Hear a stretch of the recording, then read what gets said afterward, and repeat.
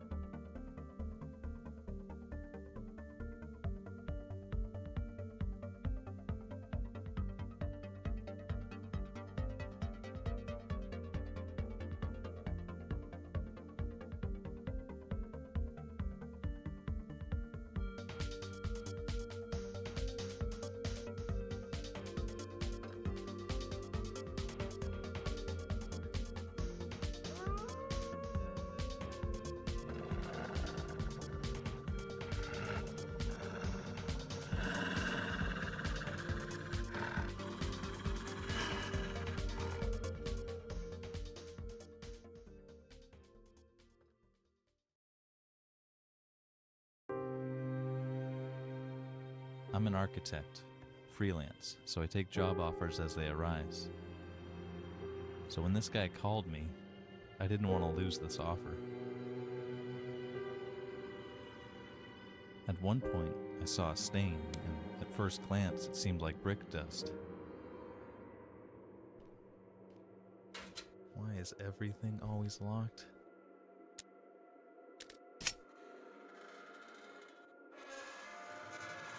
Then I realized it was blood. We searched the yard thoroughly and didn't find any evidence suggesting there was another man. This is what happened. He must have hidden when he saw the police cars. I have to say that I honestly don't believe any part of your bullshit story that you're giving me here. This doesn't make any sense.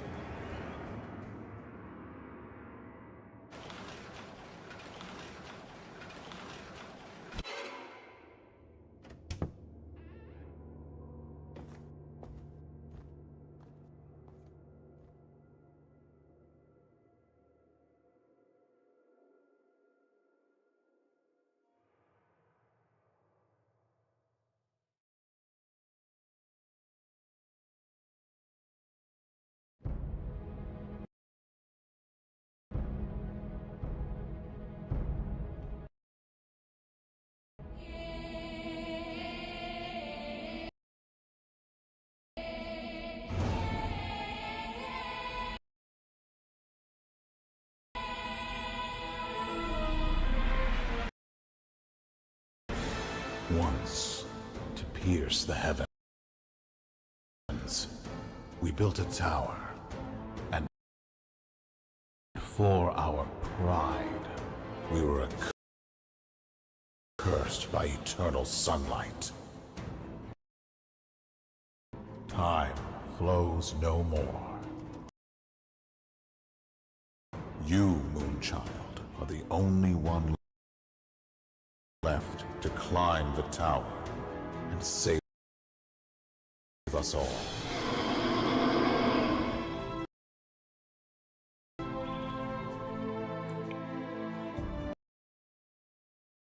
Alongside the tree of life, you grow.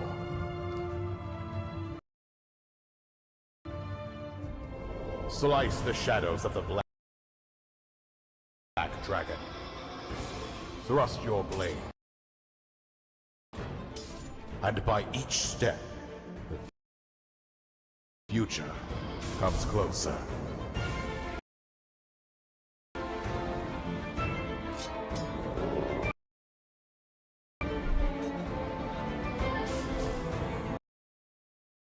Death is not the end. It's up to you.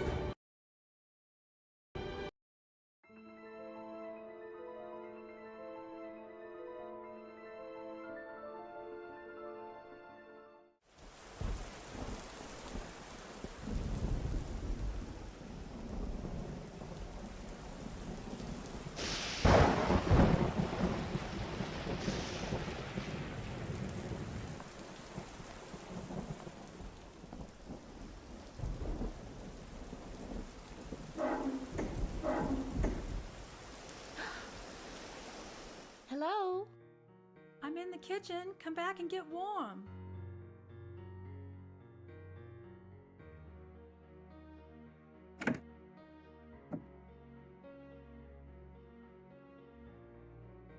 Good evening, Jane. How are you doing this evening, Mrs. Danforth?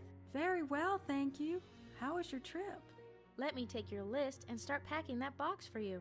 That sounds great. Here's the list. I'm so glad you could come. It makes this task much less daunting.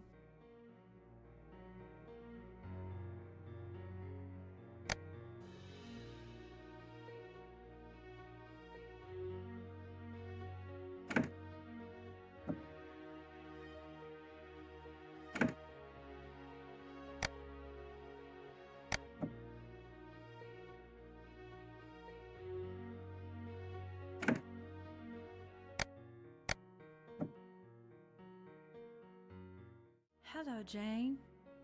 I have the box all packed. That is great. Would you like to do something else?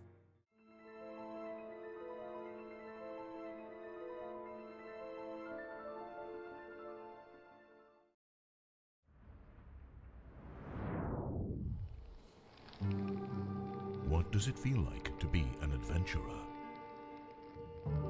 When it's you lighting that torch. When it's you wielding that whip. When it's you taking those precarious steps into a vast and treacherous temple. What dangers will you be facing? What conundrums will you solve? What will you discover as you explore? And what will discover you? Long has it been since anyone has lit this shrine, but you have heard my call.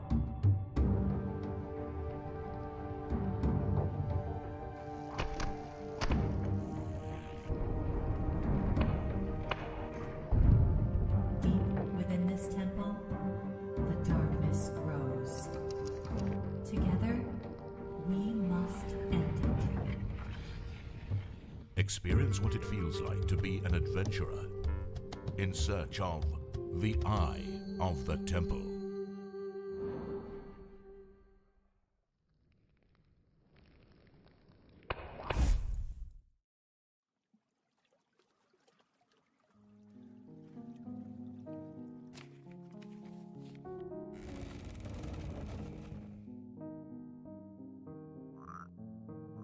Please help us, son.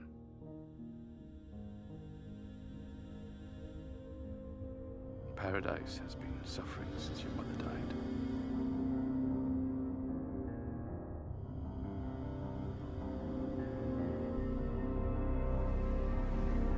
Paradise would not exist without a creator. great sacrifice.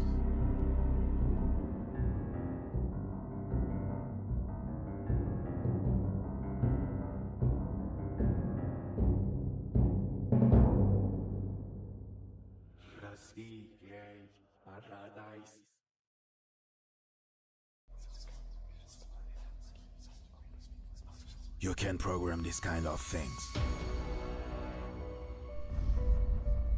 Where am I? My head hurts. Welcome, patient number 2550. Who are you? It hits you like that. I am your doctor. I don't remember anything. You have experienced a serious accident. How's that? We are confused at first. Your brain underwent heavy brain damages. What explains your amnesia? Hi, what's my name? I'm afraid that I cannot tell you. It's against the protocol of care. A care protocol? Yes, this protocol is composed of 10 unique tests for making the psychological and physical profile of the patient. But if you are patient and brave, I don't remember having heard of such tests. This project is experimental and it's not 100% foolproof. No, it was supposed to be theoretical. Please calm down. What did you do to me? Nothing can resist to emerge. Tell me where I am! Tell me who I am! This is impossible. It's against the protocol of care. Answer me! As long as we believe in our dreams. You are calmly going to do what I tell you and solve the other test. Let me out of here! No, come back! Don't go that way! Screw you! And the important thing is not to achieve its purpose. Why? Why did you do this? Here we are, the long-awaited hand. I will destroy you! Wait to live every day of his adventure. What is the meaning of this project? Everything rests on a single question. Do you feel human?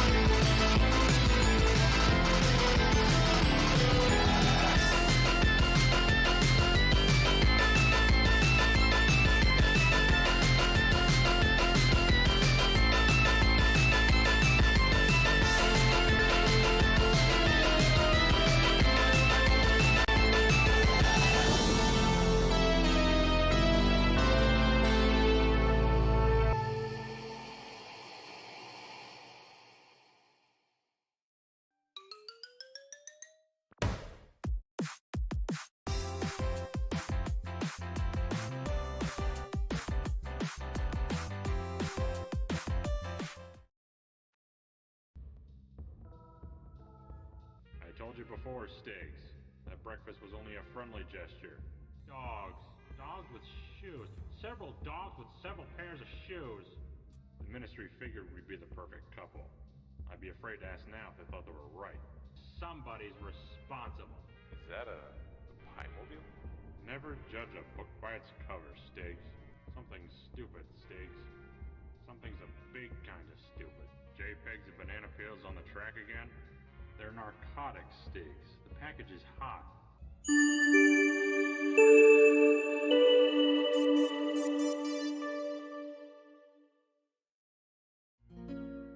Hello, everybody. How's it going? My microphone is not in the right spot. Now it is.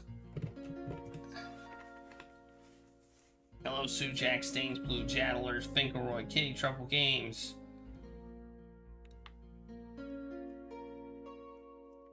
Anyone else who is chilling on this Taco Tuesday?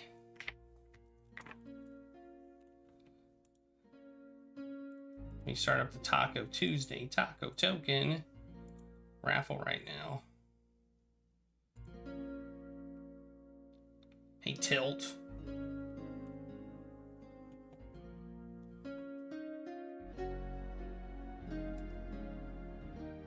I had a burrito today. And it was delicious.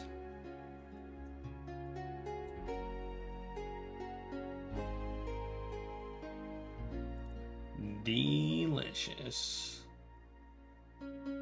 I only ate half of it. But I went to a Mexican bakery and we spent way too much money on baked goods.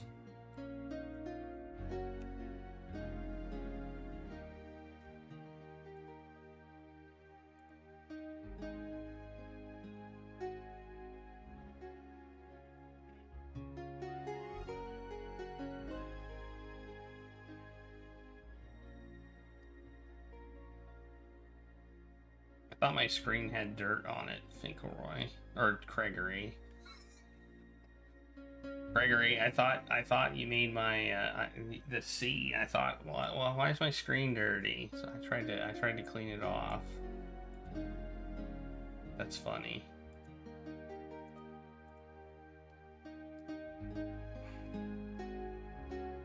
Okay, I'm almost there. Just had to re-log in. Clear. Open. Not the same for a second. There we go. It's open. You can express your love for tacos now.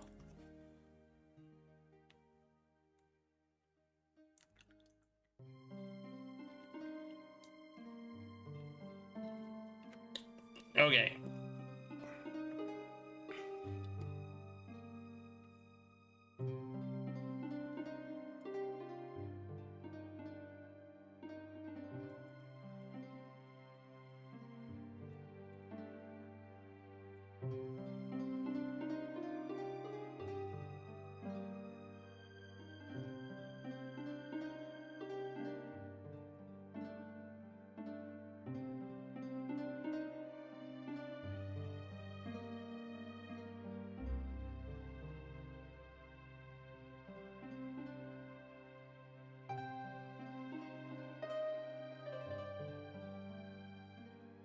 Okay.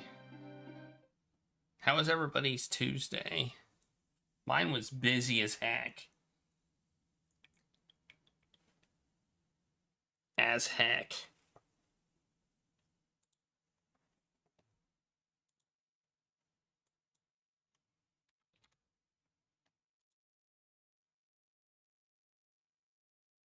Every day has been busy for you lately? Well, boo. I mean, unless it's good busy. Mine was not what I would consider good busy. Though I wouldn't consider it bad busy either, so...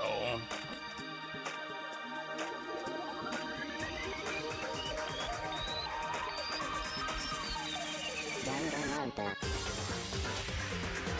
It was just busy.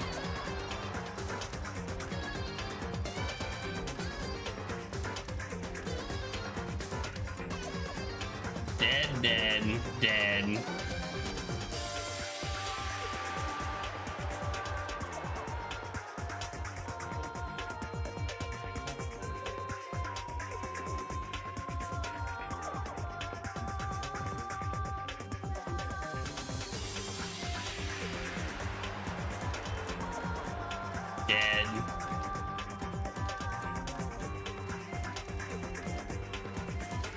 Okay. Dead.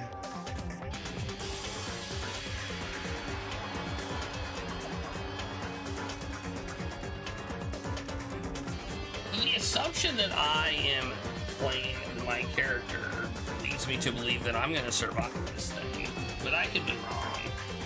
Alright, I'm done with that. But that could be what they want me to think, you know? That could be a ruse. Also, my green screen is slightly off, I've noticed. Do I need to move this? Yeah, there we go.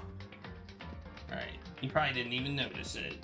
Maybe I turn into a zombie? Maybe I turn into an AI. You know, I could turn into an AI.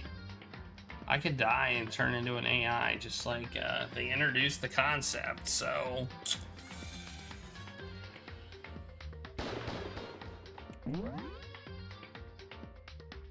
I know I need to go to the dining hall. I remember that. I've saved when I was supposed to go to the dining hall. But I don't remember why. So...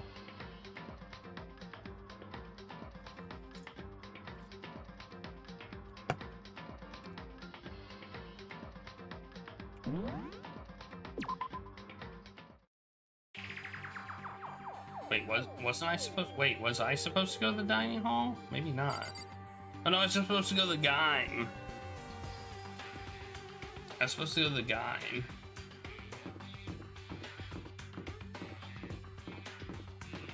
That's right. Things were supposed to get more interesting. I don't know if that's what was said, but... Remember how we had that laptop thingy, and now it's gone? Whoops, it would help if I clicked the right thing. Oh no, wait, I'm looking for stuff. Wait, what am I doing?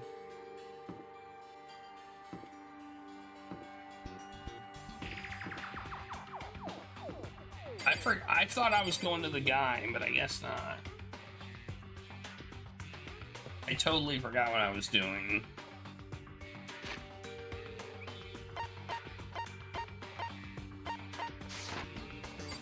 Oh well.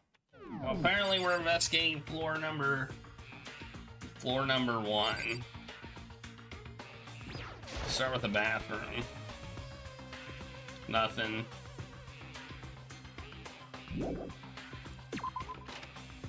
Are we gonna find a murder? A murder?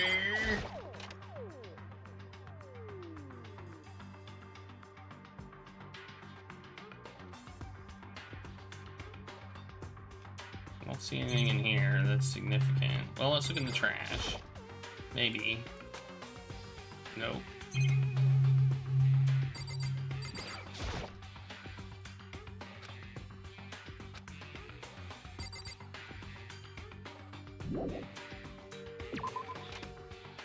I don't...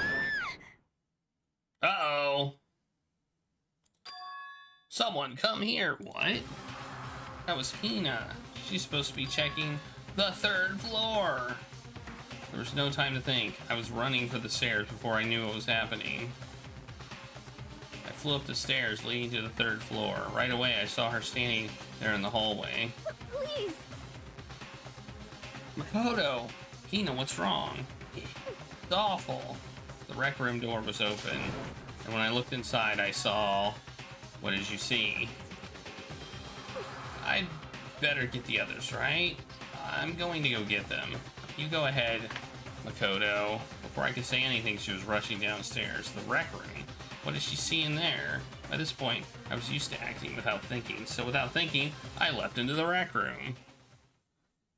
The first thing I saw when I got in the rec room was...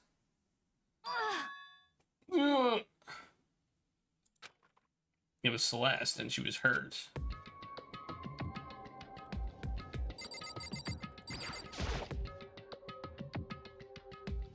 What is this? Some kind of wooden hammer or something. Pretty strange design. It says Justice Hammer on it. There's something writing on the head. Justice Hammer 1? That was the hammer he attacked me with. I barely managed to avoid the blow, but I stumbled and fell. I now curse my lack of daily exercise. So you were attacked with this? Justice Hammer 1? Okay, let's talk to her. Makoto. Celeste, what happened? That was stupid. I got attacked. Attacked by who? I'm not sure. Some sort of strange man. Strange man? A suspicious person whose existence is so unusual I can't help but call him strange. Without a doubt, it was some sort of strange, suspicious individual. And that man attacked me with the hammer on the ground there. Makoto, Celeste! Okay.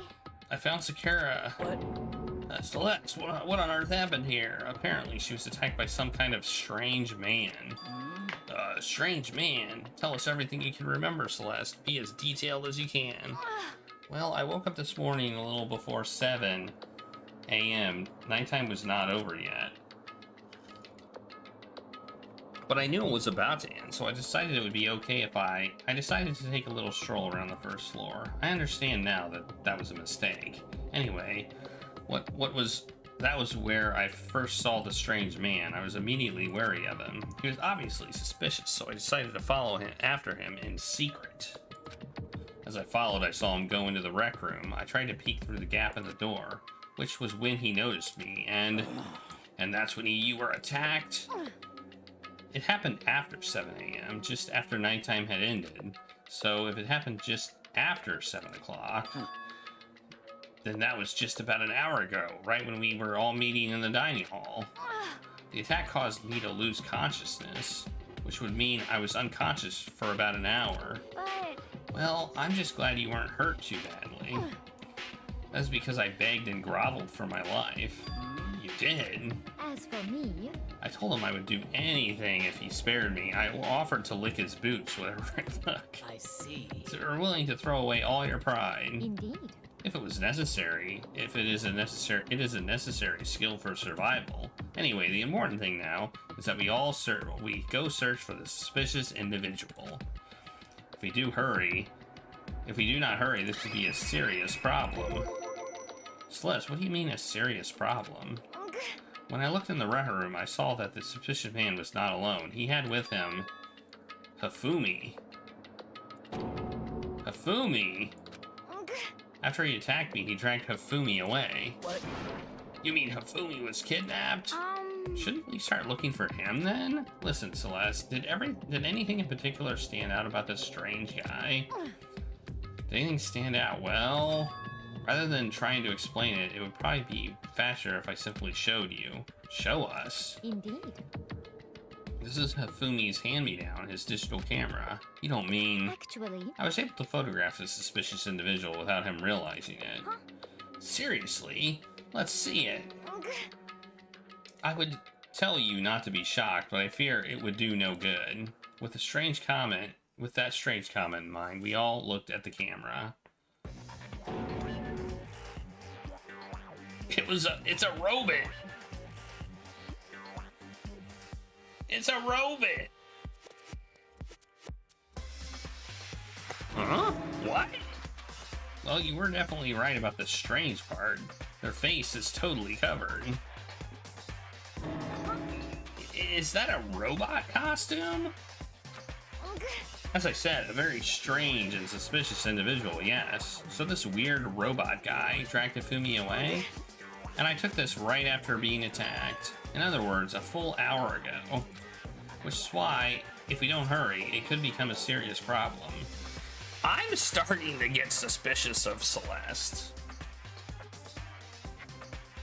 I see. I believe I understand what happened. Well, no, there is much I don't understand, but the point is, someone dressed like that dragged Hifumi away. And it happened over an hour ago. Just a second. This is bad. We have to hurry. Celeste, do you know where this mysterious robot man went? Let's see. When they left the rec room, they headed left. I see. That's true. They were headed toward the stairs leading down to the second floor. Then he must be down there, right? The second floor. That's where Kyoko was supposed to be. Huh? Speaking of which, why isn't Kyoko here? Sorry, I didn't have time to go look for her. This is bad. If the strange man did head to the second floor, Kyoko might run into him. We have to hurry. Kyoko's in danger. As soon as the words were out of my mouth, we were all rushed out of the room and down to the second floor. Hey, you two. What? What's going on? What's all the fuss? What? Yeah, you guys playing a game or something? What are you saying? Does it freaking look like we're playing a game? Listen, have either of you seen Kyoko or Hifumi? You gotta be kidding! Nope, sure haven't. Are they on this floor? Why is Byakuya hanging out with her? Or will she not just leave him alone? Are they on this floor? We just got here ourselves. I heard some kind of uproar, so I came running. That does not sound like you. We came here together. Stop talking. No, you're just stalking me. Okay, that answers that question. Anyway, can you guys help us look for them? What? Why? What happened? There's no time right now. We'll explain later. That's fine. Oh, fine. It sounds like something interesting is going on. Hafumi, Kyoko, if you hear me, say something. Her voice echoed down the hall in vain. Oh. Did you hear something? Maybe. I think it came from the library. The library? Okay, let's go. We ran to the library as fast as our legs would carry us. To the library. We opened the library door.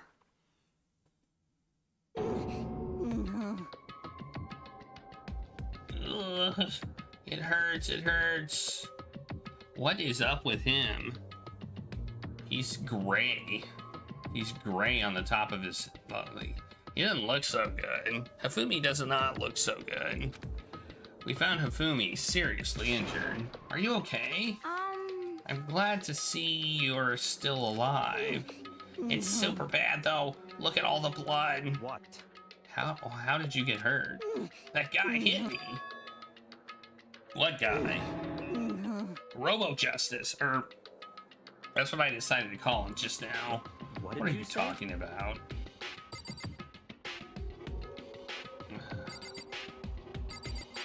Let's talk to him.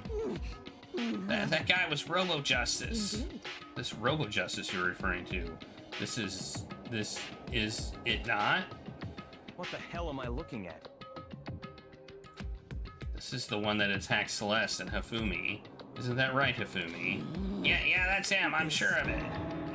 Robo Justice. It can't be. Robo Justice, huh? Damn. This just keeps getting stranger.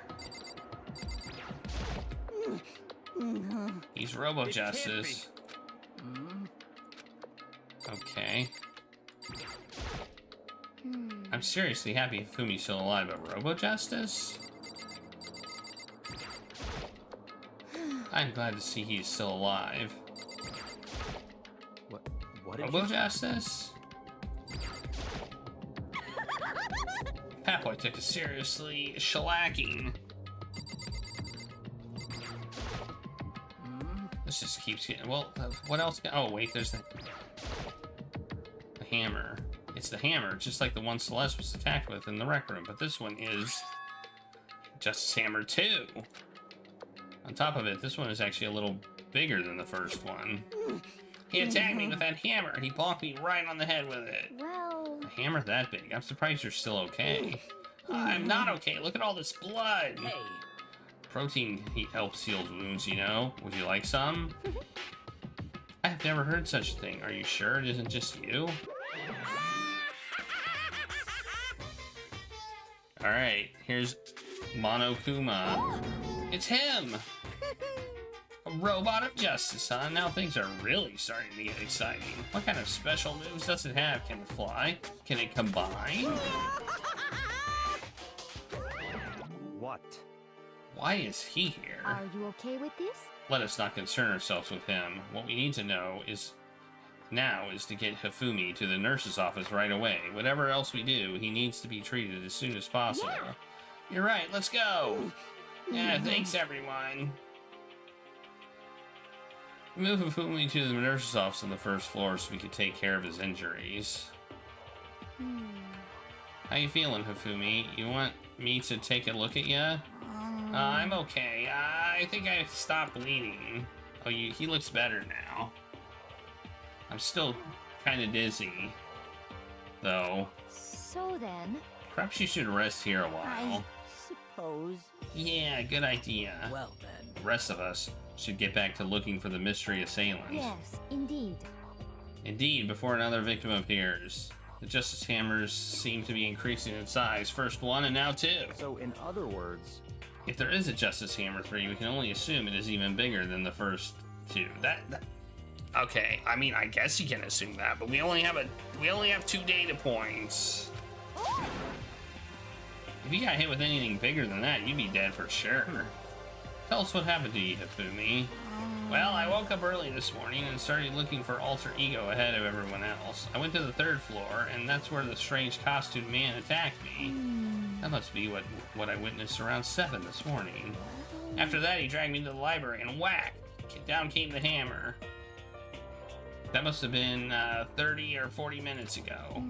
Around 7:30, in other words, he would have still been in the dining hall. We would have still been in the dining hall, which means Hina, Sakura, and I together, and Kyoko was still with us. So we all have alibis. I was in the laundry room doing my laundry. His black underwear is as black as the pitch black darkness of the blackest night. Why do you know that? Isn't it obvious? Because I was peeking. Anyway, so that means Yakuya and Toko were together at the time. Meaning they have alibis. The only ones who don't have alibis for when Celeste and Hifumi were attacked are the only two we haven't seen, Hiro and Taka. That's it, right? Very strange. By the way, what happened to Kyoko? I haven't seen her anywhere. Oh yeah, she was supposed to be checking the second floor, but I didn't see her up there at all. Or could she have disappeared too? She's disappeared, huh? What a strange woman. So that's it. She might be exactly as I suspected. Hold on. Kyoko was with us in the dining hall when Celeste and Hifumi were attacked, so... I'm not talking about who attacked them, huh? In other words... I'm referring to what we talked about last night, who the mastermind spy might be. Are you saying Kyoko's working with a mastermind? That's not possible. What? Isn't it? This woman who seems almost eager to handle dead bodies hasn't even revealed her true identity. Hey. Save this discussion for later. Right now we need to focus on finding the suspicious individual. That seems like it would be very suspicious if you didn't reveal your identity. So I don't agree with you. Okay. Yeah, if we don't hurry, there's only going to be more victims. That might be why Kyoko and Taka and Hiro haven't shown up yet. She's right. We have to do something about that mystery man first. Don't worry about me. I'll catch up with you guys after I rest for a bit. Understood. Take care of yourself. Well then. Okay, let's go. So whatever that is running around, why are they wearing that weird costume? Don't bother looking for reason from a deviant. What to do? What? Do? So what are we gonna do? Split up and look around? Our opponent is very dangerous. We don't know what they're capable of, even here. What? What's wrong? I saw a shadow, something moving around at the top of the stairs. Really? Up to the second floor then! You bastard, you won't get away from me. We all shot toward the stairs. Jeez. He must be around here somewhere. Let's split up and corner him. But don't take any chances. As soon as you find him, call out and I'll come running. Oh. Okay, but what should we yell? Just a second. Anything, it doesn't matter. So then, ha is okay. just the same. Ha or Dahlia or whatever you want. Just yell loud enough so we can hear you. Doya? I've never heard such a reaction. Okay, whatever. Just hurry up and start looking. Okay, let's go. Hey, Mr. Robot, where are you hiding? If you don't come out, we're gonna decommission ya. See, we spread out in every direction to track down this costume suspect. Into the bathroom. Nope. You know, I've never found anything in the bathroom. Ah! That strange cry. That had to be Celeste. It came from the floor above. She's on the third floor. I sprinted up to the third floor. Everyone. Over here, everyone. Everyone who heard the scream had come running. Just a second. Celeste, what's wrong? What? That was a rather intense scream for someone like you. I saw him, the strange costume man. He ran off as soon as I screamed. I was blocking the stairs, so he headed further down in the hallway and disappeared. He must be down this hall. Come on, let's go. Ha ha. What is it now? Ew, that is kind of gross. Huh? Huh?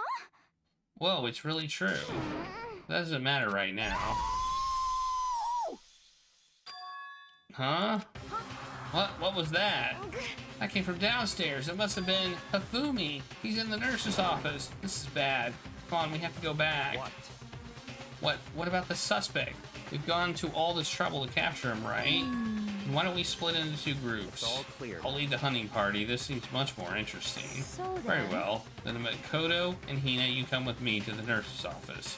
I'll leave the capture of the suspicious subject to Toko, Sakura, and Byakuya. So then. We'll handle it. Just go take care of Hifumi. Okay, you guys be careful. With that, we split into two groups. Oh, I have a bad feeling about this. A bad feeling. Me, Celeste, and Hina all ran down to the first floor. Just a second. He's in the nurse's office. Let's go. That did sound like him, though. Is he dead? We stormed into the nurse's office, and what greeted us was a world of dripping crimson.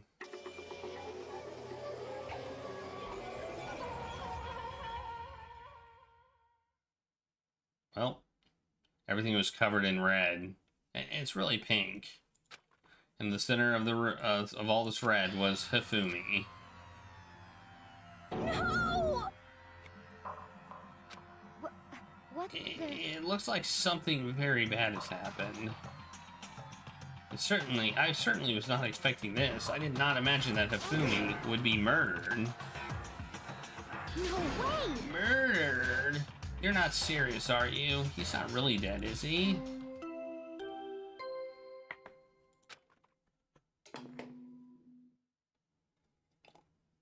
A body has been discovered. After a certain amount of time, which you may use however you like, the class trial will begin. What the? That was the body discovery announcement. The body discovery announcement.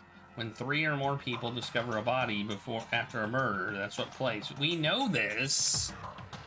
And since we just heard it, that means must be Hifumi. Someone killed him. One of us. One of us? And look at that. When Celeste said that, she pointed to something. Something on the floor. Something that had also been on the floor after the last 2 surprise attacks. Is it the hammer? Another hammer. Justice Hammer 3. It's even bigger than the other 2. As I suspected, one strike from that and you are finished. Then the killer. There can be no doubt the suspicious individual, going by what Hifumi called him, the culprit must be Robo-Justice. Who's ever hiding in that costume is the one that killed Hifumi. But wait! You saw him on the 3rd floor, right? Running back into the hall? So how did he end up in the nurse's office? You're not saying they, like, teleported or something, right? Are you okay with this? We can figure out that part later. Right now, we have to tell the others. You're right. So then... Then shall we go? Hina, snap out of it. Huh? Are you okay, Hina? Sorry, I'm not sure I can move right now. I'm feeling kinda... This is a problem. We can't just leave Hina here alone. Okay, then I'll go get everyone. You stay here with Hina. Very well. I leave it to you then. Okay, I'll be back soon. I tried to sound confident and upbeat, but I still hadn't stopped trembling from what I'd just been through. Everyone else is already on the 3rd floor. I have to hurry. This is where everyone was chasing after the suspicious individual. Where was he headed? That's what's wrong. We get to see this again.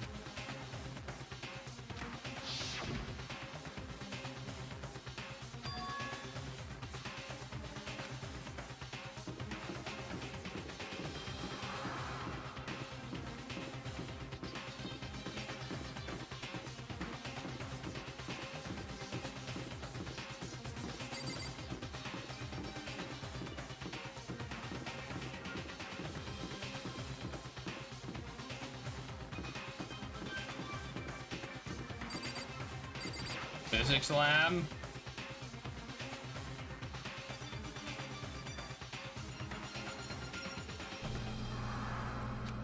As far as I can tell, there's nobody here, but still, I feel some kind of presence. Yeah, I'm sure I can feel someone's presence. This presence, it's coming from over there in the back. Oh, this door's open. I leapt through the doorway, and when I did, I found another nightmare. The second nightmare of the day was waiting here to greet me.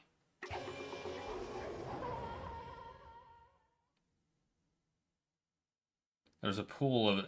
There, in the pool of his own blood, was Taka, dead. Well, we have 2 murders!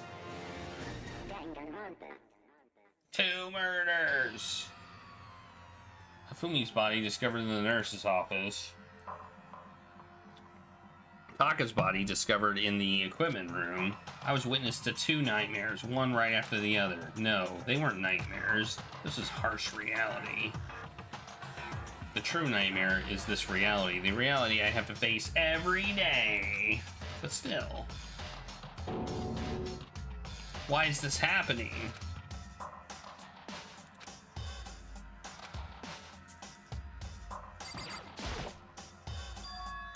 Another hammer.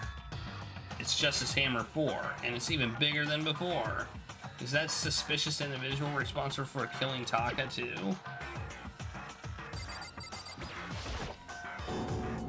Toko? Don't tell me, Toko too? Relax, she just passed out when she saw the blood. The blood? Oh, that's right, when Toko is, Toko, she has a fear of blood, huh? We tried everything to get her awake, but no luck, just leave her there for now. It's like you said, I should just leave her alone for now. However... But why is it Justice Hammer 4? What do you mean? Celeste was attacked with Justice Hammer 1, then Hifumi was hit with Justice Hammer 2. But this time it is Justice Hammer 4. What happened to number 3? Ah, what's the matter? Well, when you mentioned Justice Hammer 3, you just reminded me. Out with it. Do you know something? Actually, Taka's not the only one who's been killed. Hafumi's dead too. What? Hey! Hafumi's been killed? Yeah. I see. Which is why you came to get us. Then we'd better go check it out. Of course, come on.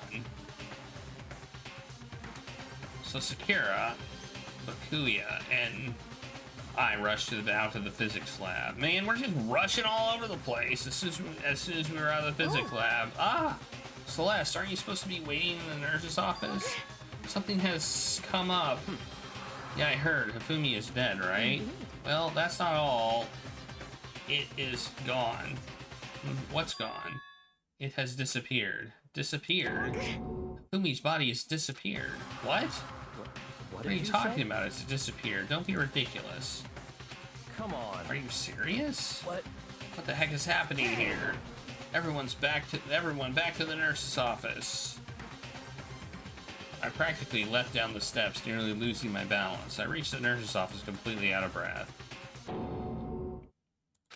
I couldn't believe my eyes. Hafumi's body was there just a few minutes earlier. It just disappeared. Me and Celeste went to the bathroom, but we were only gone for like a minute. And then when we got back, this must be the work of the culprit. They must have come and carried the body away. They must be enjoying this. Enjoying the sight of us standing around, frightened and confused. Well, 2 people died.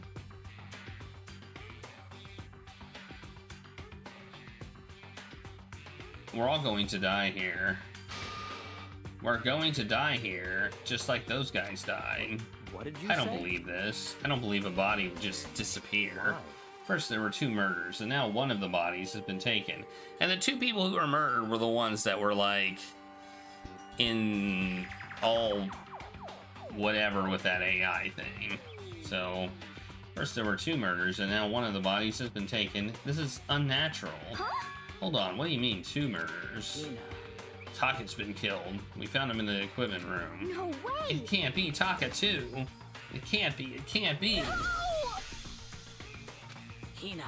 Hina, calm down. We're all gonna die. All of us. They're gonna kill us all. Then who might be the next target? Then who might the next target be? Toko? Huh? What? I completely forgot. She's still unconscious in the equipment room. You left her at the scene of the crime? We didn't have a choice. She passed out and she refused to wake up. So she is still unconscious? Wait, so you knew she was still up there and said nothing? Why? That annoying little insect that clings to me wherever I go? We'd be better off without her. You bastard! Calm down, you forgot about her. Didn't you? You have no right to blame me. Everyone stop fighting right now, we need to hurry back. I can't take this anymore, I don't want anyone else to die. If something happens to Toko, I'll never forgive you. Hey, Sue Jack. We shot out of the nurse's office and bolted. We're just running back and forth. We're getting a lot of exercise today. We ran back to the equipment room at full speed, and when we got there, let me guess, his body's gone. Toko. Thank God you're okay. But right away I noticed there was something very different here. It was gone. Taka's body, which should have been right there, had disappeared. This can't be happening. Are we hallucinating all this or something? No, it's not a hallucination. I know I saw it before, and what I'm seeing now isn't what I saw before. Wow. What an observation. What, are you saying Taka disappeared too? Stop saying disappeared.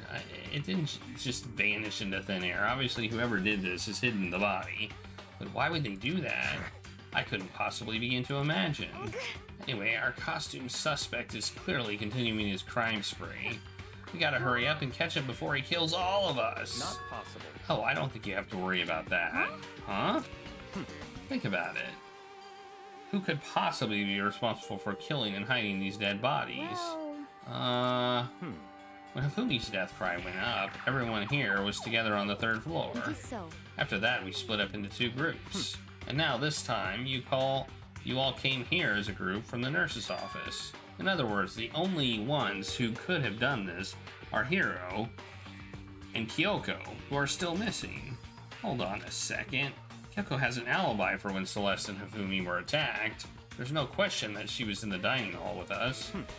You seem very adamant about defending her. Perhaps you are in love? That's not it at all. That's fine. Well, anyway, yes, I do accept Kyoko's alibi, which means the suspicious individual we're looking for can be none other than Hiro. Which further means there will be no more murders. The regulations are very clear about that. Well, that's right. There's a rule that says you can only kill a maximum of 2 people. That's right. As long as that rule is in place, there will not be a 3rd murder. If they were to break that rule... I'd mince ya! Mince ya without a second thought. Mince ya, grind ya, turn ya into paste. By the way, did you know that fish paste can also refer to shellfish, like shrimp or crabs? Indeed. Let's see. So since 2 people have been killed, there is no possibility of any more? You knew that from the beginning, didn't you? Which means that you knew Toko was never in danger. I still meant it when I said we'd be better off without her, though. In other words... Anyway, with that in mind, we can now relax and search for the 2 missing bodies. The 2 missing bodies. 2 people have been killed and their bodies have been hidden. The only one without an alibi, the only one who could have done it is Hiro. But is he really the killer? And what about Kyoko? If she's not involved in this case, where did she go? What?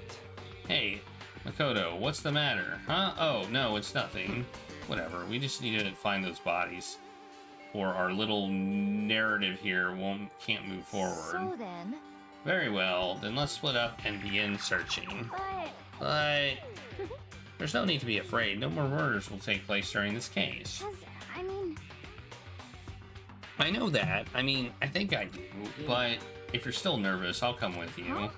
Okay, thank you. No need to thank me. Then let's get moving. Yell out if you find anything. Byakuya left the equipment room, followed by the others. I have to try and find the 2 missing bodies. Suspicious that this happened, like, after the laptop disappeared.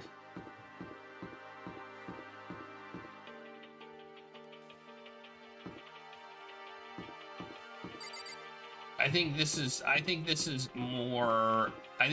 more weird than we think it is. I think we're gonna find out something like the AI downloaded itself into robots and...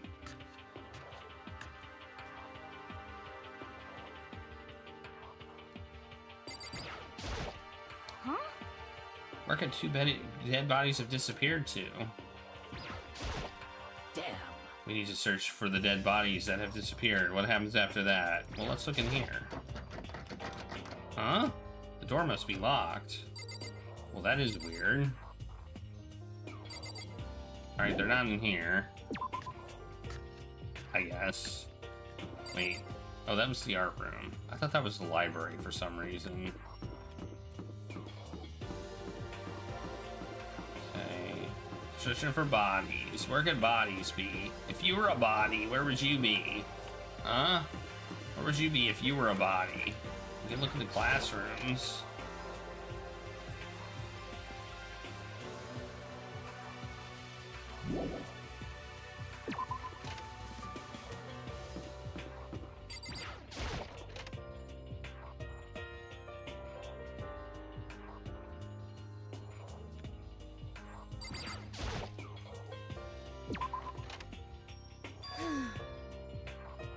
Kodo, Come on. why are you just standing there? We need to get to the repository. Huh? You mean... Indeed. I found them.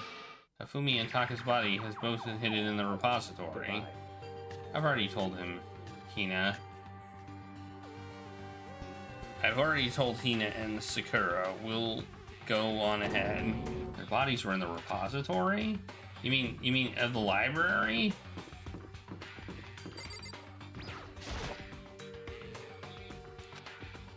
Wait, what are you talking about? What repository?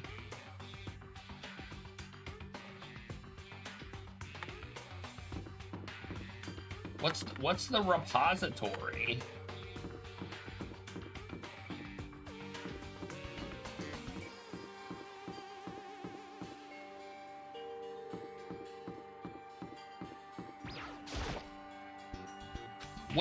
What's the what are you talking about? What are you talking about?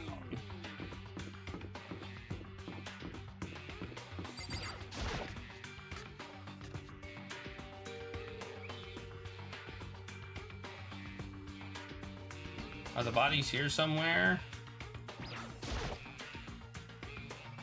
Ahead is the oh, the doorknob turned. I tried to look in there. So I opened the door, and when I entered, I saw... Okay, I don't know why we're so shocked by this one. We were told what we were gonna find. Why is this called the repository? I thought they meant the book area of the library, where we found the stuff.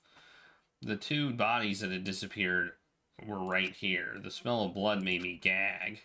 Then what I saw before my eyes was unquestionable, unavoidable, unwavering reality. And then I heard the announcement for a second time. Dental plan! Lisa needs braces. A body has been discovered. After a certain amount of time, which you may use however you like, the class trial will begin. Punch Lenny in the back of the head. And so here we are. Without further ado, let me give you all the next Monokuma file. I was going to hand them out when you found the bodies the first time, but I thought something might happen. It was really hard to resist, but turns out I was right. Just hand it over already.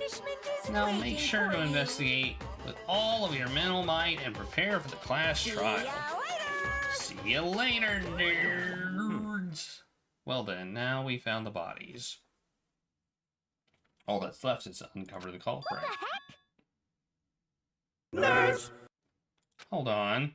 How can you be so calm? I mean, they're dead, you know. That's terrible. Dead, gone forever. They're never coming back. Awful. This is all just too awful.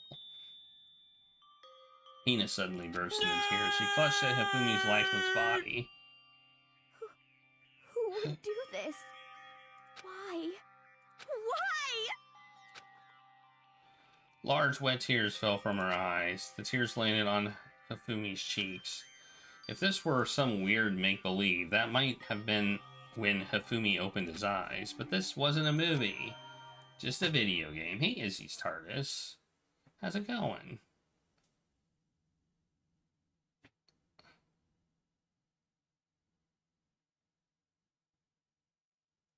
This wasn't... He's alive again? Where am I?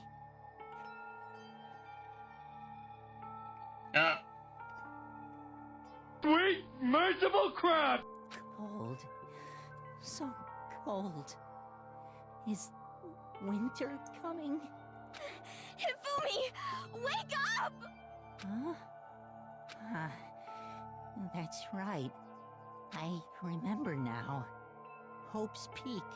Come on, you gotta wake up! I remember everything before I met you all. I met you all. His memories are all blending together. He has nothing useful to offer us. The light. It's reaching out to me like the tail of a comet. Before I met you all, I met you all. There's a deeper mystery here, obviously. Hey, Hifumi! Who was it? Who attacked you? Who tried to kill you? Who killed me? That's right. I remember their name. Is it Robo Justice? Yasu. Hiro.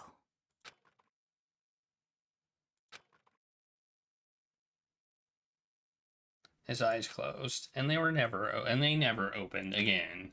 Hey, Brave Star. Death for the second time. Absolute undeniable death. No matter how many more of Hina's tears splashed his face, there was no second miracle. Reality set in again. This wasn't some stereotypical fantasy world. Tears can't restore a person's vitality. Honestly. You have no tears, do you? No blood in your veins? No calcium in your bones? At least you have your meat. Stop talking. You're just angry. Going out of his way to return just to leave us with those unnecessary dying words. Now this game has become exceedingly boring. You said Yasuhiro, right? Then perhaps... Yasuhiro Hagakure. That is the only person he could have been referring to. In other words... And with that, the case is solved. Assaulting people and even killing Taka and Fumi, and then going so far as to hide their bodies? A criminal that hides his face behind a mask and uses a bunch of giant wood hammers. Is that what Hiro is? What is this? If it's true, I can't forgive him. No way can I ever forgive him. To kill two of our friends? Anyway, it's about time we track down the culprit in our little life or death game here. Although this time, it's not all that life or death. The trial will conclude without much trouble. Yes, it does look that way. It's going to begin again. We have to go through this one more time. I have to accept it. I have no choice but to go through this with this to make sure everyone survives. I just have to do it. What do we have to do? Investigate? First, I'd better check the Monokuma file. The victims were Hifumi and Taka. The cause of death for each was a blow to the head. It was thought that they were both killed with a similar weapon. That's it? Very strange. Yeah, that's pretty strange. We got way less information this time than before. That is no problem. After all, the events of this case unfolded before our very eyes.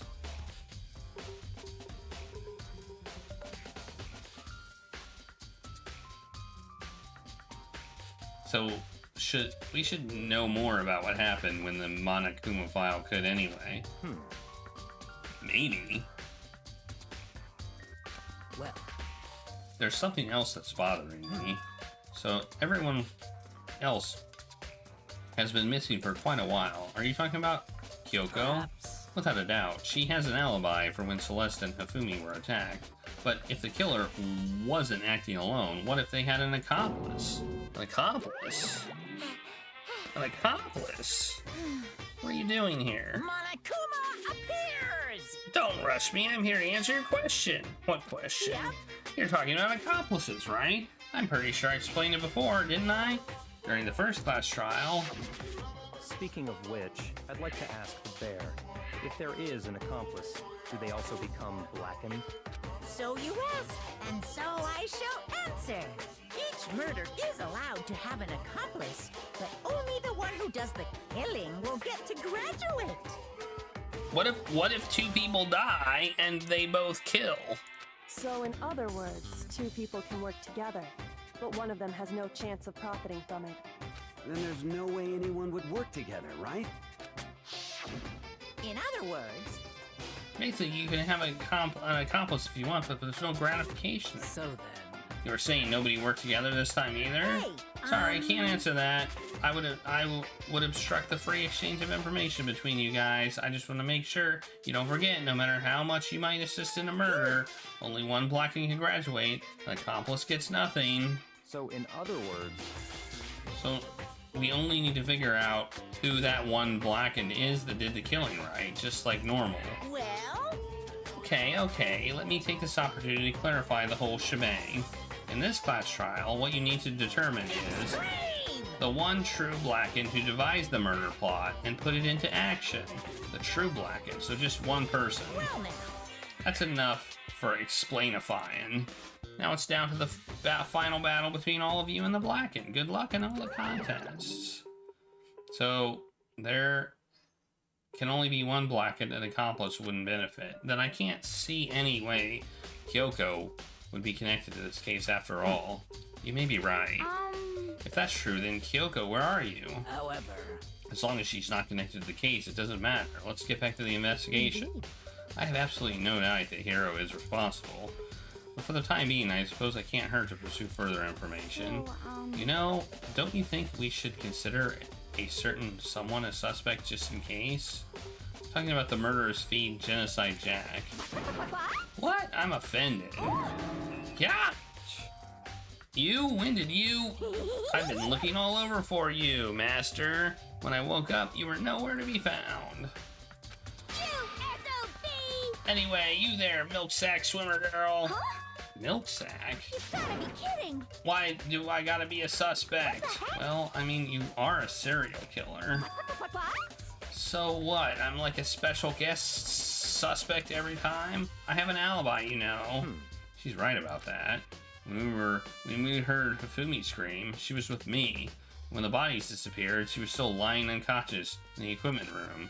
Plus, Taka's body aside, I can't imagine any way she could have been able to move Hifumi's body. Besides, I calculate every move I make. I'm not gonna kill someone when everyone knows what I look like. I don't care. I don't call me the murderous fiend for nothing. That's not the kind of thing you should be bragging about. On another topic, should we post a guard by the bodies like before? We can't have them disappearing again. so then, Hina and I can handle that. I don't mind. Do you, Hina? Sure, I'd be totally useless on the investigation anyway. All clear now. Then that's that. Let's begin. The whole thing is so strange, but all but one of us has an alibi, so figuring out who did it should be obvious, right? But maybe it's just me, but I don't think it's going to be as straightforward as it seems. Probably not. There's hammers missing.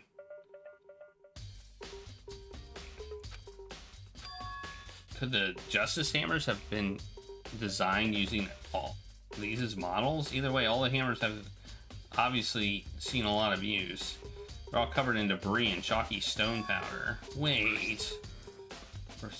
For some reason, this one hammer isn't dirty at all, and it's wet. Did someone wash it recently? Spotless hammer. But also there's several that are gone. Like, that seems relevant.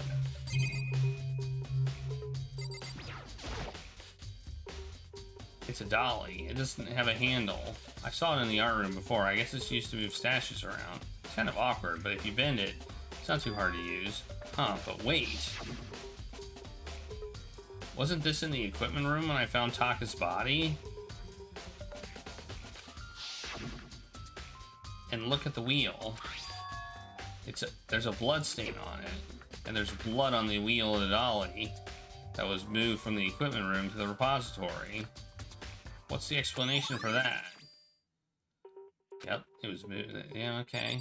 Look at the body. Taka, he'll never move again. According to the Monokuma file, he died from a blow to the head. We found a Justice Hammer 4 near his body in the equipment room. Is that what was used to kill him? There's a tarp laid out under his body. Did the killer use this to move Taka's body? That way there wouldn't be any blood left behind while the body was moved? I remember seeing that tarp. Where did we see that tarp? I don't remember where we saw that tarp before. Fumi's big, cold body is laying on the floor. His really big body. I mean, how on earth was the killer able to move someone so big? From the nurse's office where he was discovered to here, the repository, all the way from the first floor to the third, and all that without anyone noticing. There is no elevator. How the hell? It's no good. I just don't get it. I can think about it later. For now, I have to finish investigating Hifumi himself. If I remember correctly, Hifumi's fatal injury was also a blow to the head, probably from Justice Hammer 3, which was laying on the floor in the nurse's office. Huh? Wait. Something's off about his body. Why am I getting this feeling? Something's different. Something about Hifumi's body in the nurse's office versus his body right now. That's it, his glasses. When his body was in the nurse's office, his glasses were covered in blood. But now they're completely clean. Does that mean someone wiped his glasses off? But who would do that and why? Fumi's glasses. Like, is that it here? I mean, I guess we can talk to people. Do you think Hiro really did it? I don't see how anyone else could think otherwise. When the attackers and murders and disappearances all happen, everyone else has an alibi. And the last thing Hifumi said when he died, yeah, he said Hiro's name. In other words, then there's no room to suspect anyone else. Okay, but if we did do it, why would he hide his identity with that weird costume? Maybe he thought that no matter what happened, he'd be safe as long as his face was covered, because he's the fool of the century, you see. I mean, he is kind of dumb. Do you really think that's enough to explain it? I feel like there's a clue hiding in there somewhere. And is that it? That's all that bothers you about the case? Well, no, there are a few other things. Like, why did the killer try to hide the bodies? They probably figured that if you couldn't find the bodies, we couldn't complete our investigation. But if that's the case, we found the bodies pretty easily, didn't we? Again, it does come back to the fact that the culprit was a moron. Is that really all there is to it? The other thing that bothers me is, why did they bother killing two people? What? Because all the rule says is, if you can kill someone and get away with it, you graduate, right? So if you're the killer, your number one priority is not getting caught. But killing two people means more clues, more chances you'll get found out. Hold on, perhaps. I see. So, that's what that means. Is everything okay? That's enough. Don't talk to me as if we were friends. Huh? What's with the attitude? But you have my appreciation. Goodbye. Thanks to you, I might have some fun with this after all. His mysterious words hung in the air as he left the repository. He talked as if he'd figured something out. But if he did, would it have killed him to tell me what it was?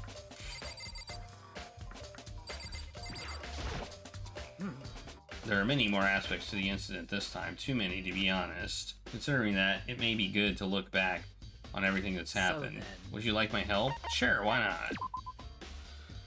Let's look back on things. This morning, only 4 of us met up in the dining hall. Ina, Kyoko, you, and myself. We waited for the others, but nobody showed up, so we decided to go look for them. That was around 8 o'clock when we began our search, and soon after we split up, Kyoko disappeared. After that, Hina found Celeste in the rec room on the 3rd floor, and quickly came and got you and me. According to Celeste, she was attacked by a suspicious individual and lay unconscious for about an hour.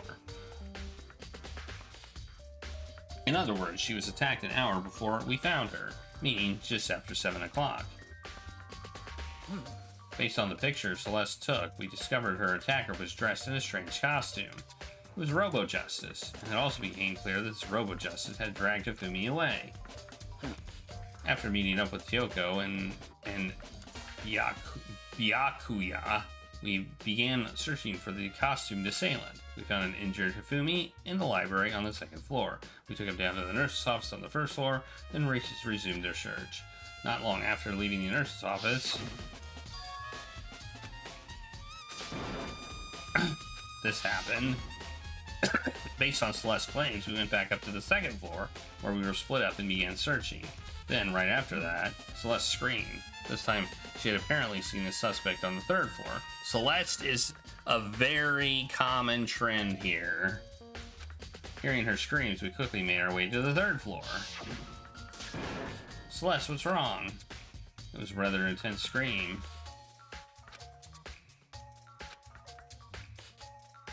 Celeste, I think, may be the accomplice. And then... Yeah. Huh? What was that? It came from downstairs. It must have been Hifumi. At that point, we decided to split up into 2 groups. Celeste, Hina, and I went back to the nurse's office. Meanwhile, you, Byakuya, and Toko pursued the suspect on the 3rd floor. And then we all got back to the nurse's office. Hifumi was dead, which also is when the body discovery announcement played. We left Celeste and Hina alone and headed back to the 3rd floor and to tell the others what happened. However... But at the same time, we had discovered Taka's body in the equipment room, which means Hifumi and Taka's bodies were discovered right around the same time, because I remember hearing the body discovery announcement play right after finding Taka. And that's when I showed up and told you and Byakuya that Hifumi had been killed, right? Then you, me, and Byakuya all headed back to the nurse's office, leaving behind Toko, who had fainted. But as soon as we left the physics lab, we ran into Celeste, who had just arrived to tell us something very unusual. Hifumi's body had disappeared. We hurried back to the nurse's office to discover that his corpse was, in fact, gone. Then we remembered he had abandoned the unconscious Toko and rushed back to the equipment room.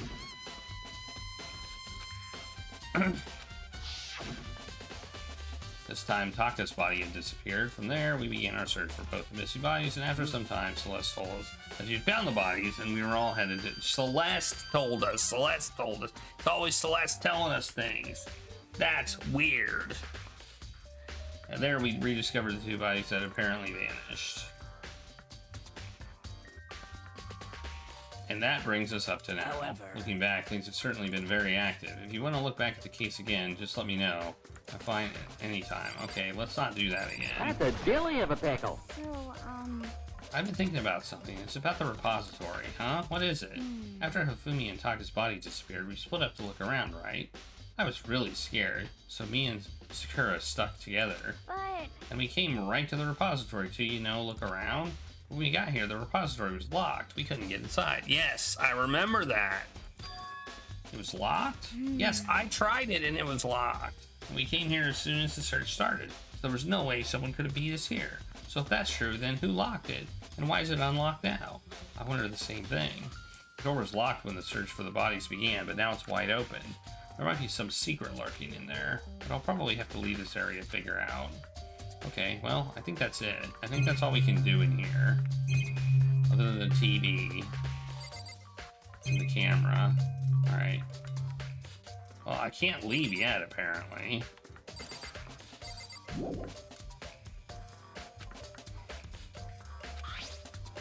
There's definitely a lock on the door, but it can only be locked from the inside the repository. I don't see any way to lock it from the art room. The door can only be locked from inside the repository, which makes me wonder. Hina and Sakura confirmed that the door was locked after we started looking for the missing bodies. The door is designed so that it can only be locked from inside. In other words, When Hina checked it, someone had already gone in the repository and locked the door. When they were done, they unlocked it and left, which is why it's unlocked now. But Hina claims there was no way someone could have beaten them to the repository. So that certain someone... there's got to be a clue around here somewhere. Maybe I should check somewhere else. There are places I already know about. First, the nurse's office and the equipment room. Alright, let me write those down, though I don't forget. Where is my thing? My paper. There it is. Nurse office equipment room. Which I think is the physics office equipment room. Yeah, it is, because it's where it was found. Okay. Why is that called the repository? I don't quite understand why that room's called the repository. I'm also kind of worried we're not going to be able to do the case part of this.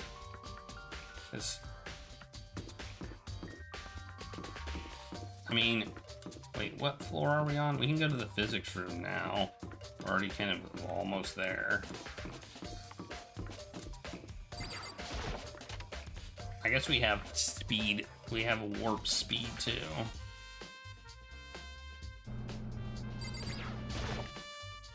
You know, I didn't notice that the air purifier made a noise. Oh good, look who's here with us. I was sleeping right here when the killer carried the body away. I'm super pissed I missed such an ultimately rare event. This tarp. I feel like I've seen it somewhere before, and just recently too. Yes, there were 3, and now there's only 2. That's where the tarps were.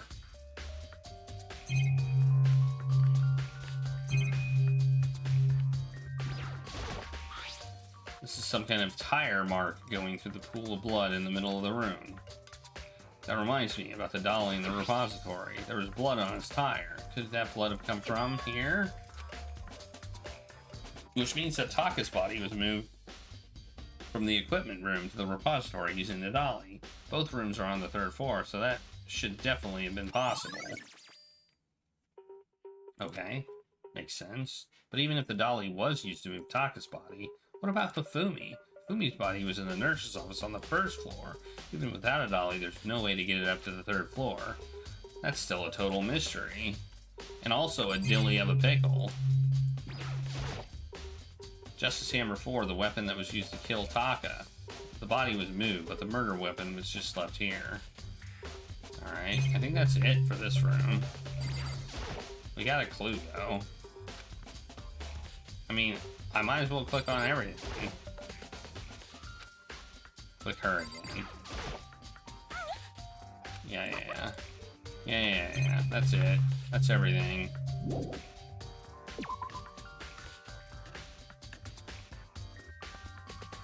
Well, I mean, it was a repository, but I just find it weird to use that word repository. I mean, it's like a closet. A closet is a repository. You know, calling my closet a repository is weird. You know, that would be weird. Wouldn't that be weird? So I put my coat in the repository.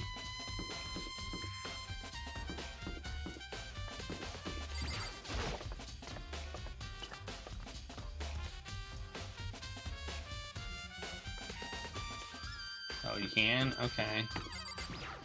I just don't like to start the class trial and save in the middle of it. You know? Not a big fan. What are you doing here? What are you investigating, Celeste? I'm not investigating anything, precisely speaking. I'm simply going around seeing if Hiro might be hiding somewhere. What about you? Oh, you know, I'm just checking this and that. The main thing on my mind is how someone could have moved Hifumi's body. How Hifumi was moved, eh? When it disappeared, were you supposed to be in the nurse's office? You were supposed to be in the nurse's office, yes, right? Indeed. Correct. Hina was not feeling well, so I stayed behind to look after her. But she seemed to be getting worse, so I took her to the bathroom. But when you got back, the body was gone? We could not have been gone for more than a minute or two, though.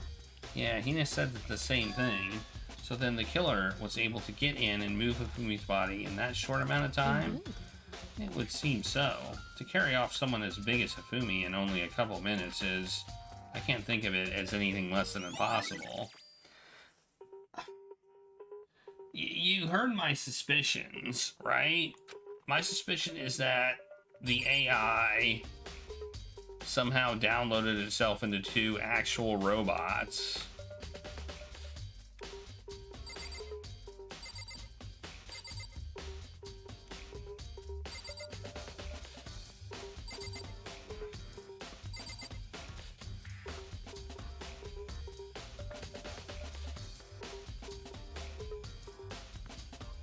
And that's who did it. They would be strong enough. Someone used to kill Hifumi. Someone moved the body but left the weapon behind. Trash can.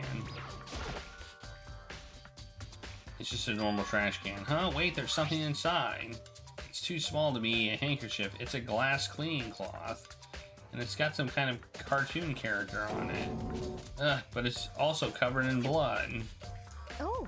Oh, did you find something? Yeah, there was a cleaning cloth in the trash can. Huh?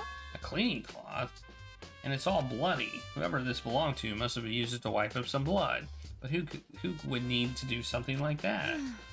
I haven't the slightest idea. Yeah, me either, but I think it might be important. It was used to clean the glasses. We all know that. Because we're smart. Right? We're all smart. After everything I've been through, I'm totally parched. Maybe just have a quick peek. There's a bunch of blood packets in here for blood transfusions, I guess. It doesn't help me, though. I'm not a vampire. Oh, that's interesting.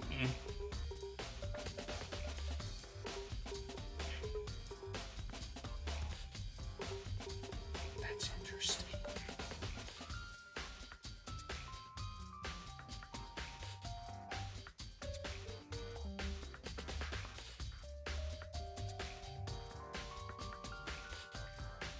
That's interesting. I think that's relevant. No, they could have used them to fake, like, an injury or something.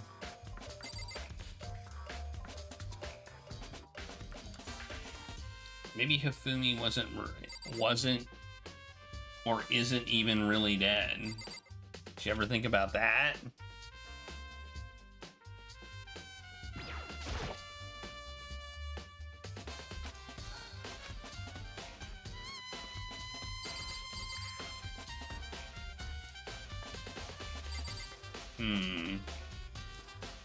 This is suspicious.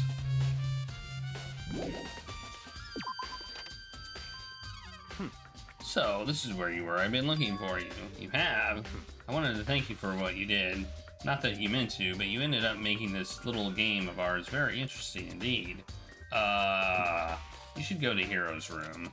Oh, and let me give you this. Meet in the dining hall. This is the note Hero wrote to us. This is the note Hero wrote to get us all to meet up. You remember well. Well, the penmanship was pretty remarkable, so it left an impression. It's all clear now. Anyway, this makes it clear, right? This is a trap. What is? Things grow even more exciting. What are you talking about? I've already repaid my debt. I don't owe you any more explanation. Goodbye. Hero's message has been added to your truth bullet. So we're...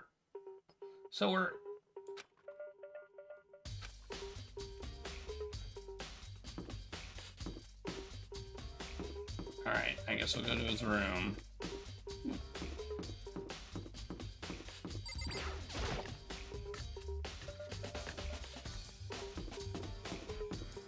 Ba-ba-ba. Hero, I think Hero's room was like over here somewhere. Yep, there it is. The door is unlocked? I guess I can go inside. Yeah, cool. I did say to go look. It might not be a great idea, but I'm gonna take the plunge.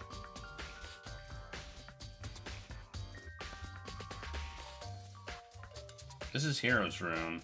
There's all kinds of weird stuff in here.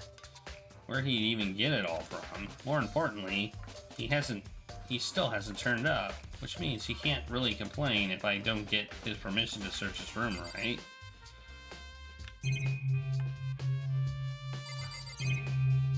Well, let's look at the bed first, I guess.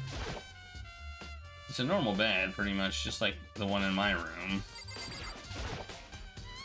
I think there's something in the cardboard box. It's blueprints for something, and some things made out of, it looks like cardboard, plastic, and plaster.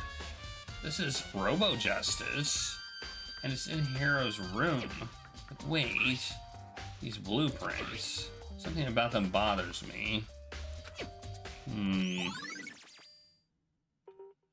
Robo Justice Blueprints has been added to the Truth Bullets section of your handbook.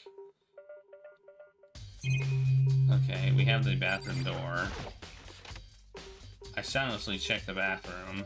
There's nothing in here. It's pretty grungy, though. How does the bathroom even get this dirty? Gross. That's it. That's all I can do.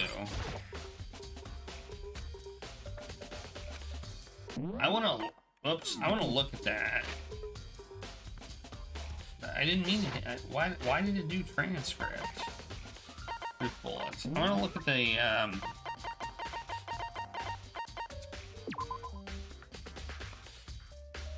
Okay, that's it. What?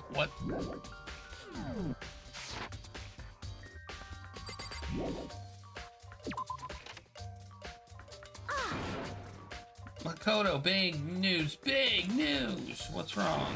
We found Kyoko. What? Is she okay? Where is she? Wait. I wasn't done. There's more big news. Just a second. Robo Justice showed up too. Robo Justice. It's Hero wearing the costume. Okay. Anyway, as soon as you can, head to the pool on the second floor. I think Hero and Kyoko would turn up at the same time. Anyway, I have to head to the pool. I ran off to the second floor as fast as I could.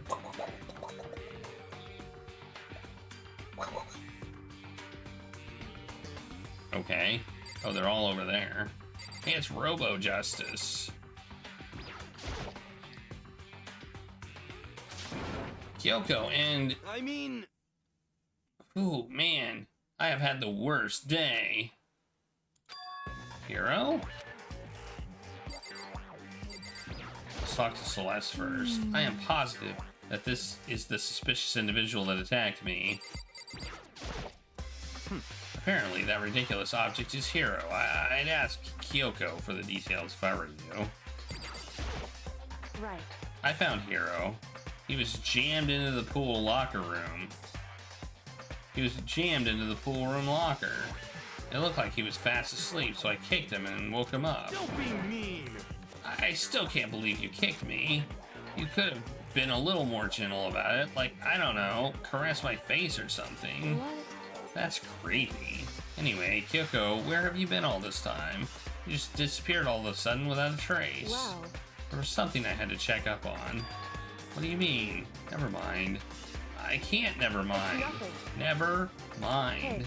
More importantly, she says that, but does she have any idea? Does she know people think she might be spying for the mastermind? First of all, Hero, you need to explain to us why you're dressed like that. Well, I have no idea.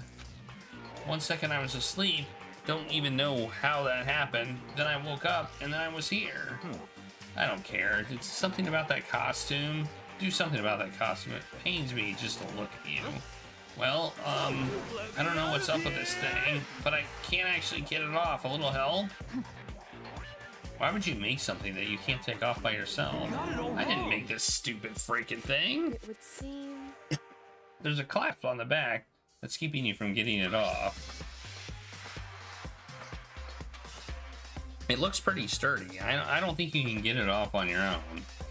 We don't really have a choice. Let's help him. It took everyone's help, but slowly we were able to get Hero out of that suit. It took a few minutes, but eventually we got all the pieces off. Whew, free at last. Isn't it kind of weird how perfectly the suit fits Hero? So then... More to the point, nobody but Hero would be able to wear that costume. Wait, what? Hold on a sec. Honestly. Don't bother trying to act innocent. The blueprints were in your room as well. Okay? In other words, it is obvious to everyone that you made this costume. That's true. I saw the blueprints myself. Yeah, me too. Could it be... And it's obvious. The one who put this costume on and went around attacking everyone was Hero. Shall we tie him up and gag him? Just the worst. Good idea. We wouldn't want him killing anyone else. Tie me up? Hold on, guys. I think that's going a little too far. He may be a suspect, but he deserves fair treatment. Yeah, I mean, attacking? Blueprints? I have no idea what you guys are talking about. You can't talk your way out of this. It's been decided. You killed them. What? Killed who? I have no idea what you're talking about. There must be a fake Hero running around. You're the only one who can wear this costume. So who else could possibly be the costumed attacker? How do you know that I'm the only one? Maybe you should try it on for yourself before you convict me. Fine, if you're gonna be a jerk about it, I will. Without missing a beat, Hina started putting on the Robo-Justice costume. Huh. See? Look. See how loose it is? I mean, come on. I'm blind as a bat in here. Can't see my feet at all. I'm surprised you got anywhere in this thing. I'm telling you, it wasn't me! And not to mention, you totally can't bend at the waist. Seems like a pretty obvious oversight. That's not a very nice thing to say. I mean, it's not like I made it. I just got caught up in the moment. Well, either way, now we know for sure, right? I mean, it seems pretty clear that nobody but Hero could have fit into this dumb costume. In a huff, Hina took the suit back off again. Well, now we're all out of excuses. No, see, it's because you're a girl. If I was another guy, then... Kodo, go ahead. Okay. Against my will, I picked up the... No, I said okay. It wasn't against my will. I agreed to it. Against the will, I picked up the pieces off the floor and put them on. It's no good. The arms are too long. There's no way I can wear this. Just a second. See, I told you it was impossible. You are absolutely right. It seems this costume was made to fit Hero's body exactly. Then there's another costume. They must have one that looks the same, but fits them. Honestly. If you insist on this line of defense, then show us some evidence. What the heck? Evidence? You claim there is another suit, yes. Then you must find it and show it to us. What the heck? Just the worst. Who cares? Hero's the only one without an alibi during this whole thing anyway. That's terrible. Which is how we know it was him. What? I mean, is that really true? I have no idea what's been happening. Could someone, like, tell me? I think it was Celeste. I think Celeste has something to do with it. I'm not saying she might have been the accomplice.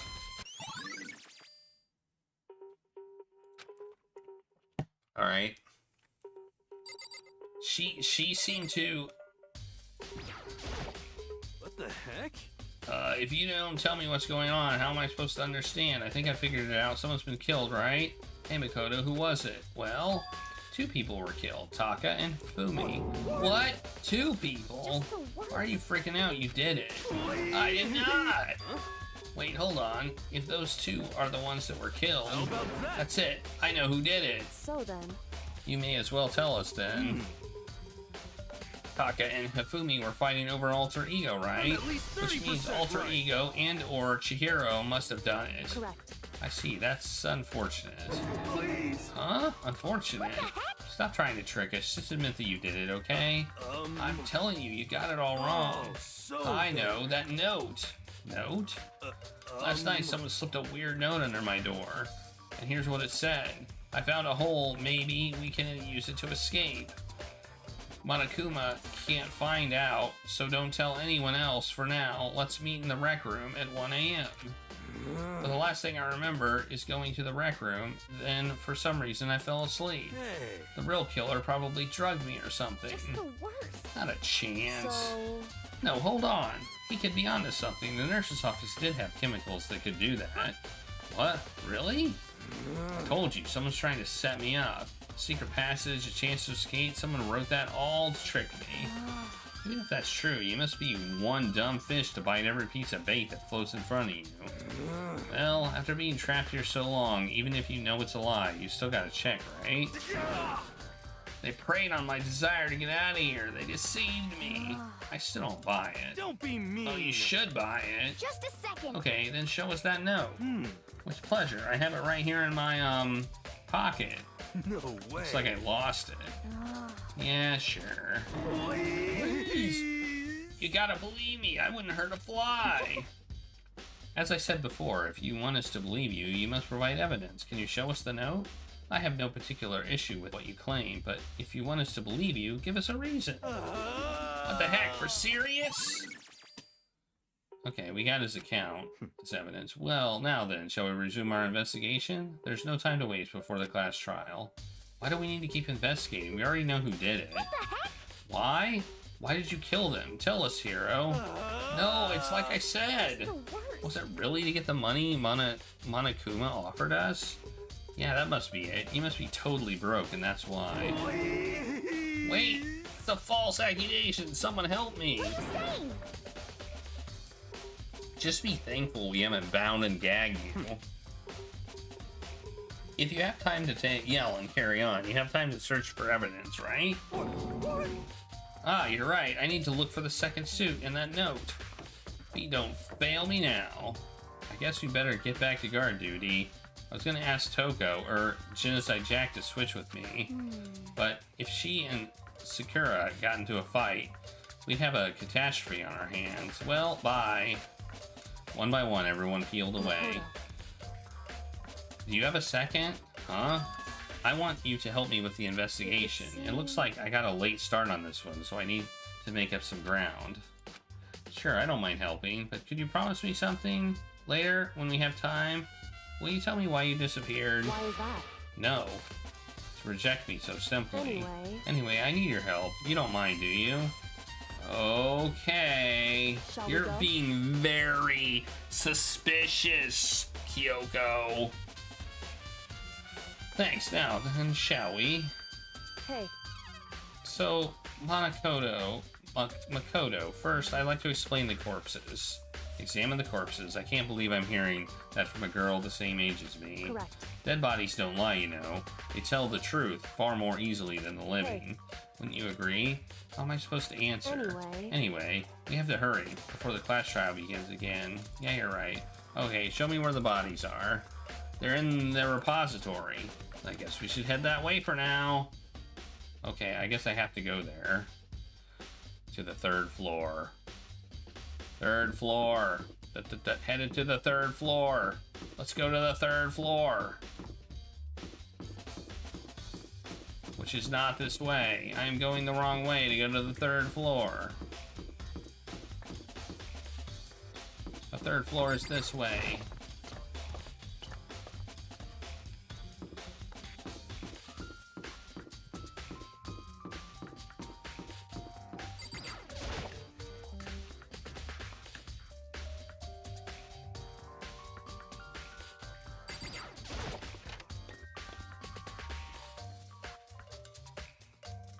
Fumi and Taka. For a moment, Kyoko seemed to go rigid, but only for a moment. So then. Well then, let's get started. She crouched down next to Taka and without hesitation began poking and prodding the bodies. I knew it. The Monokuma file was right. They were killed using similar weapons. Her movements were so smooth. She was so calm. Seeing how comfortable she was actually made me feel a little more comfortable. I see. I found something. You did? You remember the wristwatch Taka always wore on his left hand? He did? Are you so oblivious to the people around you? Do you dislike other people that much? No, that's not it. Anyway, so you said he had a watch. So then. Take a look. It's broken. You can see the hands aren't moving, right? It most likely broke when he had his encounter with his assailant. And if you notice, the hands are frozen just past 6 o'clock. So that would mean the watch was broken sometime just after 6. That's right. But last night, Taka's watch definitely wasn't broken.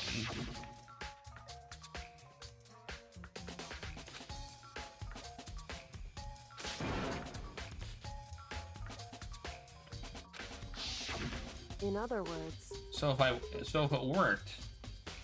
if it worked at 10 last night, it couldn't have been broken at 6 p.m., meaning it must have happened at 6 this morning. Alright, that's definitely evidence. That's not all. Look at Taka's left hand. It appears he's gripping something. You're right. There's something white in there. Makoto. Can you try and pry it out? Me? Because... Rigor mortis has already set in. Boys are better suited at this kind of manual labor, right? Okay.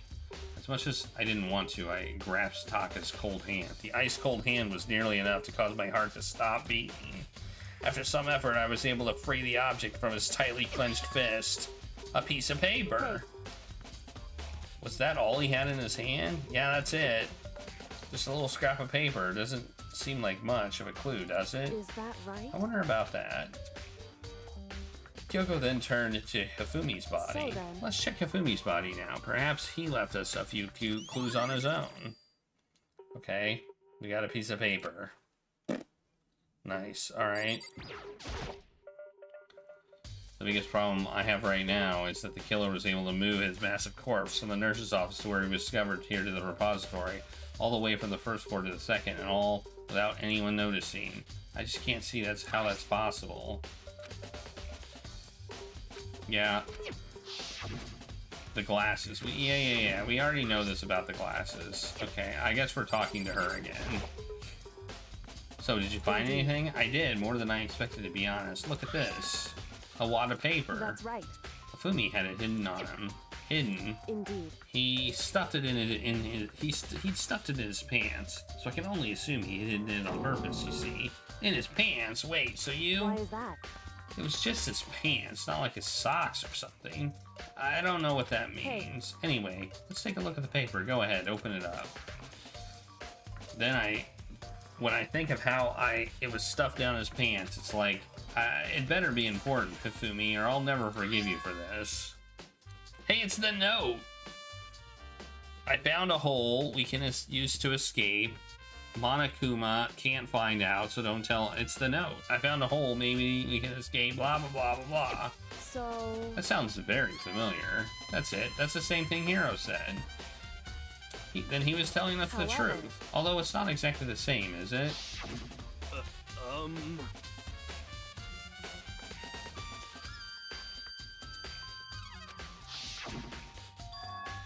The time is different.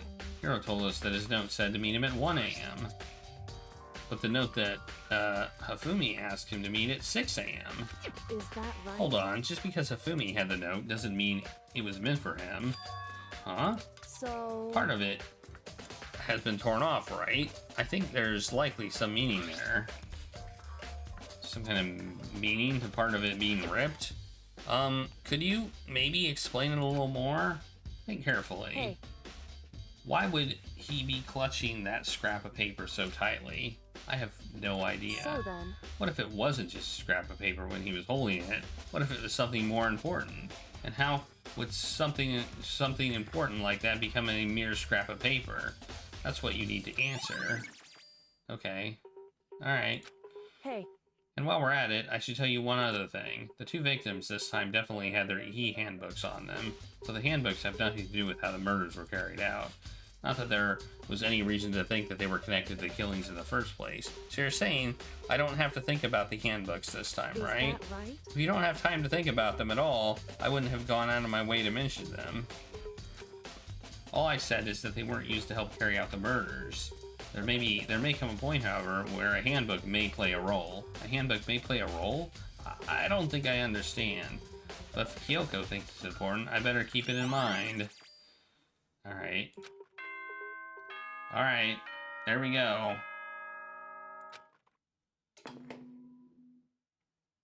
We have to head to the red door. Are you excited? Are you pumped? It's time for the class trial to begin! Like the bright burst of fireworks, like the flash of a soul clashing with life and death, And so, with no further ado, everyone please meet at the usual spot. Make your way to the red door on the first floor of the school. It would seem... It's unfortunate, but I suppose this is where our investigation comes to an end. You'll have to figure out the rest for yourself and come to the proper conclusion. Yeah, you're right. Shall we go? Well, we better get going. Okay. Alright. That means I take a break. Time for me to take a quick break. Because I need to stand up and get a snack. So I'll be right back, and then we actually have some time to do the trial. And Claire wants to sit on my lap, but because apparently cats like to get on your lap as soon as you're getting up. She's on the chair now. Hi, Claire. So I'll be right back. You want to stream, Claire? Do you want to stream? Huh?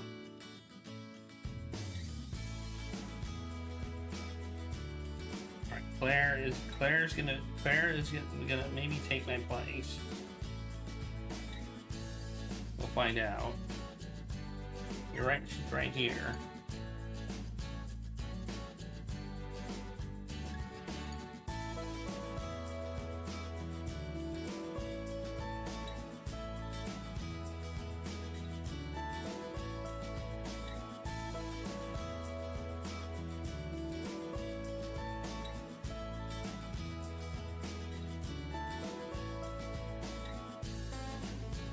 Whoa, you're getting Claire, don't fall.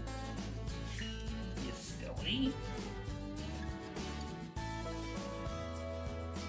Alright. It's the Claire cam.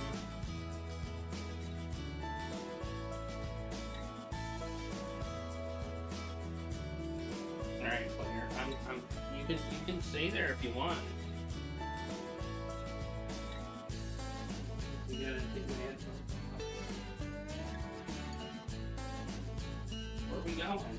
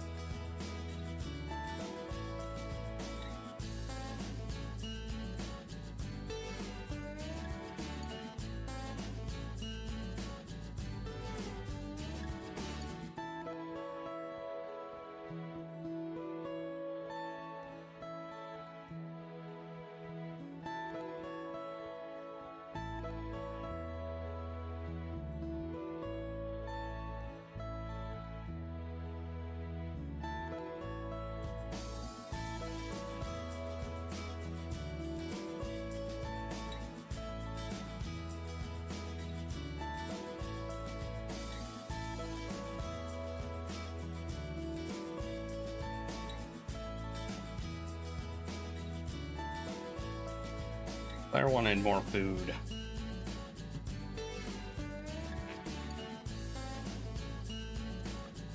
No. Tucker can't compete with Claire.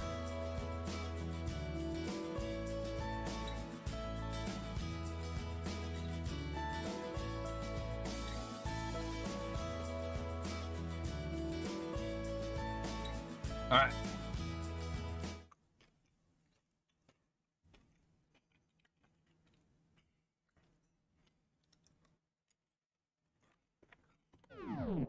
Here we go. Are y'all ready? For the trial?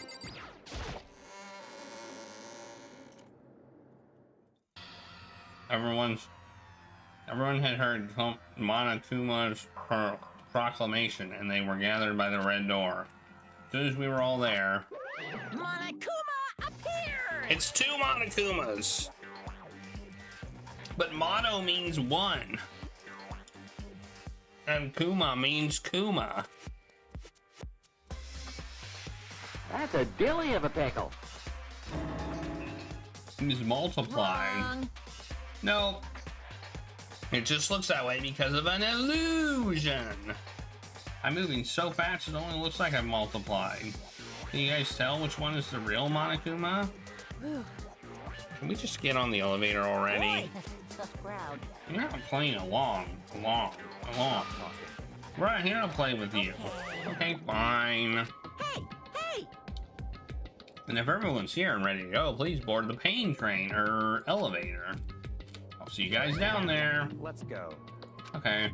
Please! I'm not mentally prepared yet. What the heck? You'll never be mentally prepared, and you can't run away anymore, hero. You're gonna pay for your sins. What the heck? I told you already, I didn't do it for serious. That reminds me, did you ever find the other costume or the note? Well, no, but how unfortunate. Then it would seem we have our culprit. Hey. This isn't the place to talk about it. Save your accusations for when we get to the courtroom. That's right. She's right. Let's get down there first. Then the story can really begin. Yeah, good idea. That's right. I have to do it. I can't let whoever killed Hifumi and Taka get away with it. For everyone who's still alive, and for the 2 that lost their lives.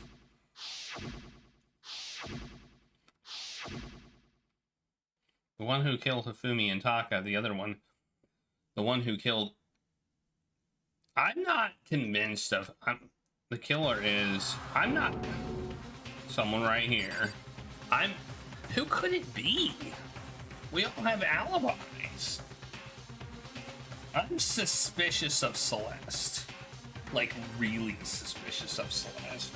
Because she discovered everything.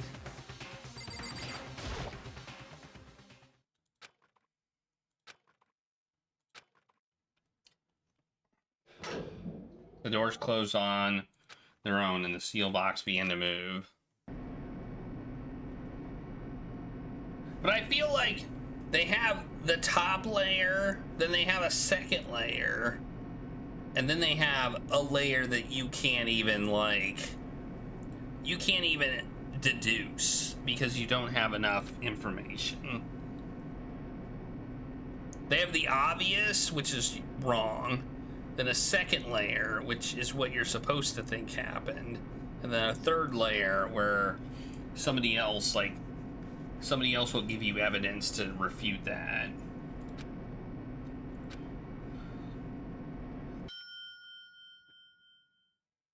So I feel like we're probably supposed to suspect Celeste.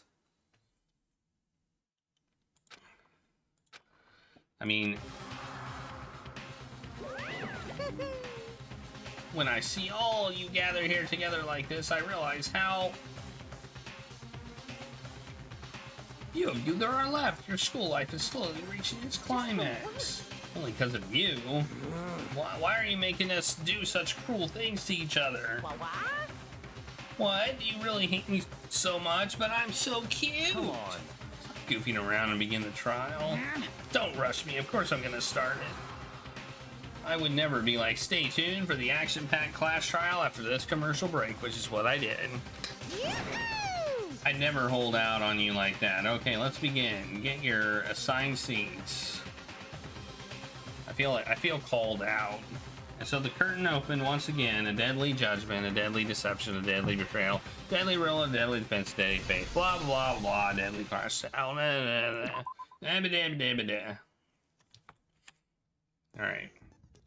I mean, I don't really need a prep. I guess I need to set skills. Not that I really care about my skills either.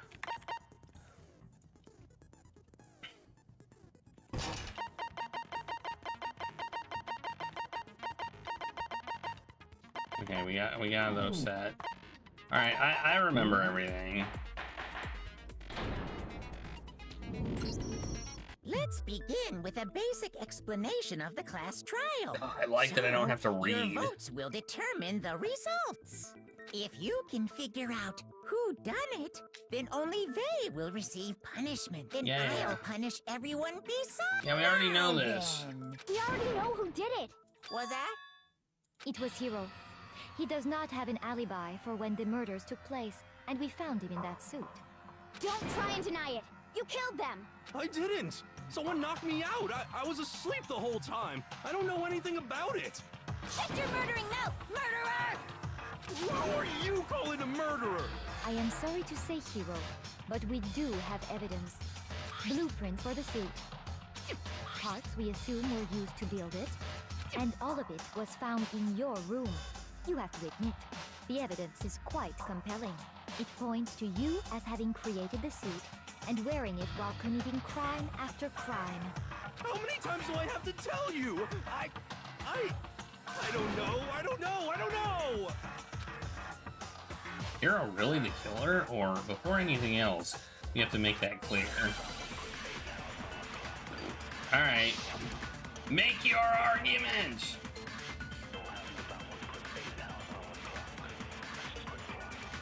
Everything we found in your room.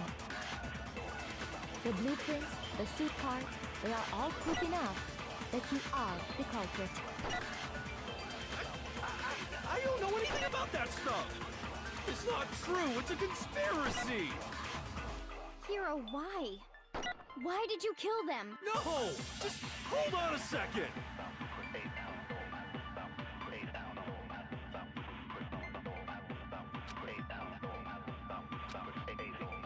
Everything we found in your room. I guess it's not that. Shoot! I don't quite understand how this refutes Everything we found in anything. your room.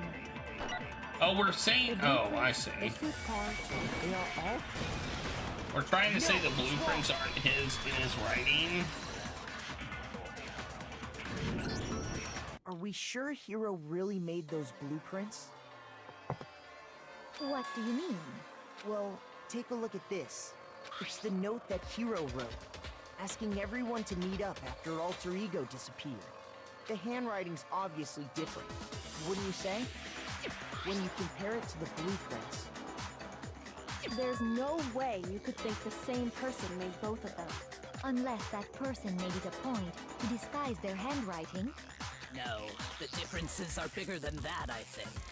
Come on! I'm not smart enough to think of trying to change my handwriting anyway. So Makoto, are you saying you don't think Hiro's the culprit? And he's not the only one. I think Hiro's innocent as well. What? Then who was in that Robo-Justice suit? Is it like Hiro said? Was there really someone running around in a second suit? The suspicious individual hidden within the suit. Go ahead, Makoto. Tell them who it was. So? Who was in the Robo-Justice suit? I got it! Other than Hiro, I can't think of anyone else it could have been. Obviously, he was the one in that particular suit. And we never found any kind of second suit. The Illuminati. Then there can be no doubt. Hiro is the prime suspect. That doesn't make any sense. You just said Hiro didn't do it. It makes perfect sense. Hiro was the suspicious individual in the suit, but he's not the culprit. So what you're saying is... That's right. The culprit in this case has nothing to do with being in the Robo-Justice suit. What? Now that's a bold assumption. And what reason do you have to make such a statement? You do have a reason, yes? Of course. But before we get to that... Is it gonna be her? Is it gonna be There's Celeste? something else we need to clarify first. So let's get that out of the way. Hey, stop trying to boss us around! All things have a proper order. So what is it? What needs to be clarified? We must clarify the method of transportation for Taka's lifeless body. It would seem that his corpse was moved using certain particular items. Makoto, can you tell us what they were? Yes. got it! There's still one more thing. We kind of are. There we go. I got it! I got it! I got it! I got it! And a tarp, right? What's with the attitude? So, let's see if I can explain. Taka's body disappeared from the equipment room. And then we rediscovered it in the repository. And when we found it for the second time, it was wrapped in a blue tarp, right? It was the same tarp that up until then was stored in the equipment room. So the killer must have seen it there and decided to use it when they moved Taka's body. That way, they wouldn't leave any bloodstains while they were moving it. Okay, that explains the tarp. And the dolly? Same thing. I'm sure the dolly was in the equipment room when we first found Taka's body there. I don't think Hifumi was dead when we found him.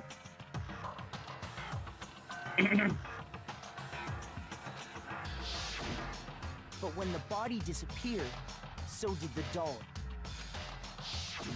Later, when Taka's body reappeared in the repository, I think I actually am starting to understand what happened. I think somebody stole Alter Ego and used it to blackmail Hifumi into helping them.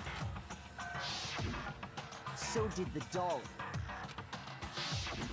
In other words, you think they used the dolly to move the body. Am I right? But are you sure you are not mistaken? Huh? Are you absolutely positive the dolly was in the equipment room when we found Taka's body? That dolly was made specifically for moving large objects between the repository and the art room. It would be very strange indeed to discover it had made its way to the equipment room. Is it not possible that it was in the repository all along, and you simply didn't realize it? She's raised an objection. How do you respond? There is no shame in being wrong. Nobody expects much from you anyway. We have all accepted the fact that you rarely understand what is going on around you. Wow, I've never had anyone sound so nice while being so mean. I just explained to them why the dolly must have been moved from the equipment room to the repository. A new element has been what? Another new element? Starting with the next bullet time battle, we're gonna add one more ingredient. On the bottom of the screen, underneath the tempo marker, you'll see an ammo count. Up until now, there hasn't been a limit on how you destroy your opponent's statements. But from now on, just locking on and pressing the left mouse button won't be enough to now it will cost you one bullet to destroy a single remark. Once you run out of bullets, you can't destroy any more statements, no matter how locked on you are. However, you can reload by pressing the tab key. Just like locking on, you have to press the tab key in time with the tempo marker. Basically, just remember that the tab key now has a function along with the right and left mouse buttons. You will automatically reload at the start of fever time, and your ammo will not decrease. Oh, and if your action difficulty is set to gentle, you won't have to reload at all. In which case, you can ignore everything I just said. Well then, good luck and have fun.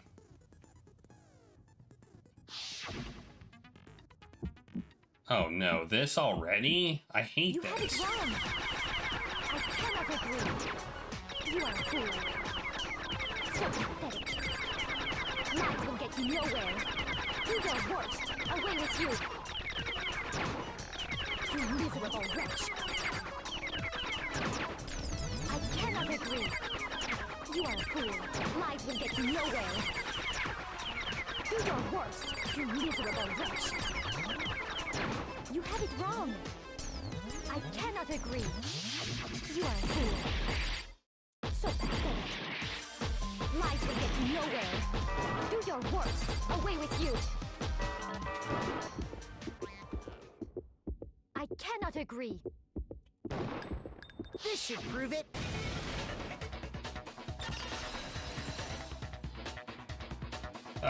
There's 7 chapters. If you're asking for proof that the dolly moved, I have it right here. When I found the dolly in the repository, one of the wheels had a blood stain on it.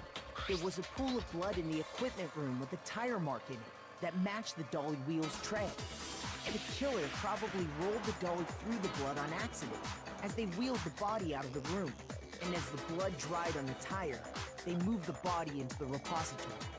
So there's my proof that the dolly was used to move Taka's body. Jesus, so let's really hate me that much. Anyway, that was just something we had to get out of the way. Let's get back to the main subject. Yeah, the subject of how Robo Justice didn't do it. Because if it's not a killer robot, then what kind of robot is it? I'm not sure that really matters. I'd be happy to explain why the occupant of the suit couldn't possibly be the killer. If you look back on how the body was transported, it will become immediately obvious.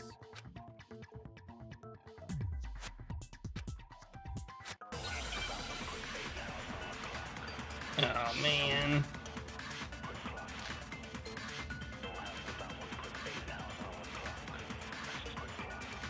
As we know, Taka was killed in the equipment room. And from there, the body was moved to the repository, correct? Yeah, the culprit wrapped the body in the tarp, then loaded it onto the dolly and wheeled it off, right? Now, keep in mind that the dolly doesn't have a handle. Nope, that's not it.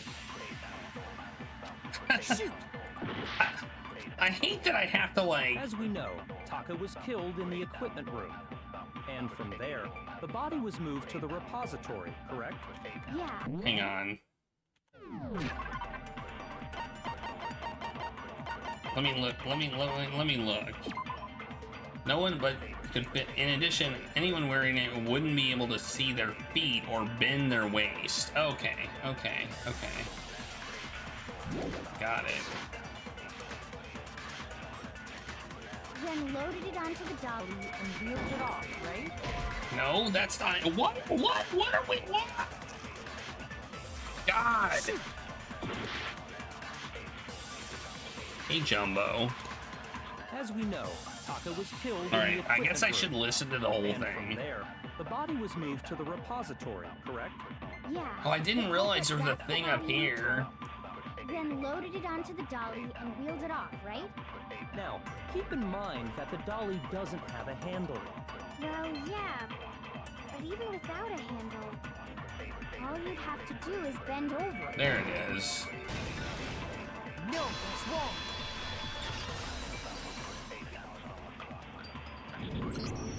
You're absolutely right that you could push a dolly without a handle if you stoop down low. But if you were wearing that suit, do you think you could actually get into a position like that? What do you mean? Think back to what you said when we were all checking out the suit together, remember?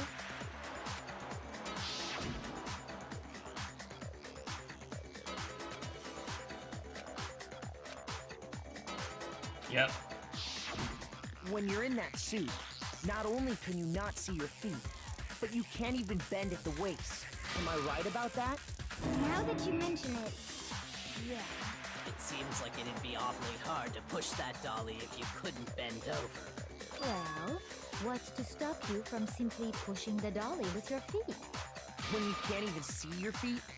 You really think someone could kick the dolly all that way? Yeah, it'd be totally impossible. Not that I can say for sure myself.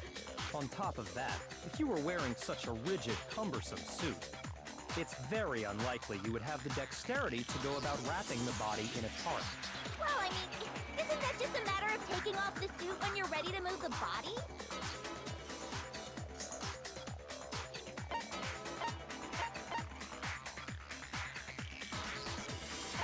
I got it!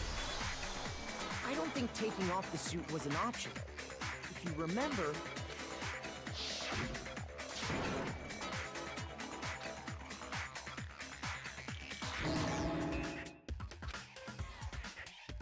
Yep.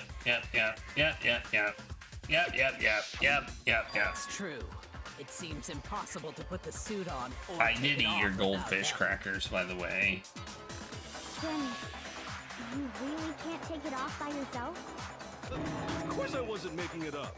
If he could have gotten it off by himself, I don't think he would have let us see him wearing it. Showing up in the suit was basically an invitation for everyone to suspect him. He didn't even know people were murdered, though. So, it's really, really true that Robo Justice couldn't have moved the dolly? Really, To be really clear, true? whoever did move the body, it couldn't have been Hero in the robot suit, correct? No, wait. Just a second, if you please. Have you forgotten about the picture that I took? You all got a good look at it, did you not? The image of Hifumi being dragged away by Robo Justice? If whoever was in that suit is not the culprit, how do you explain that? Besides, do you remember what the now deceased Hifumi said?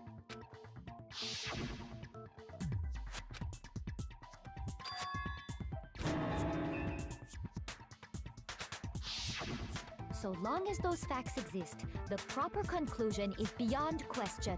The individual inside the suit and the culprit are one and the same. It was Hero, without a doubt. Yeah,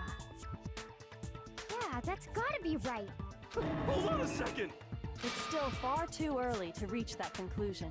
Besides, there's no hurry to decide who did it. Before we rush to a verdict, shouldn't we explore every single possibility? Instead of seizing on one viewpoint, the truth is uncovered by analyzing things from every angle. Yeah. Perhaps. But where do we go from here? Let's review this series of unfortunate events from the beginning. Maybe we'll uncover something new. What a pain in the ass!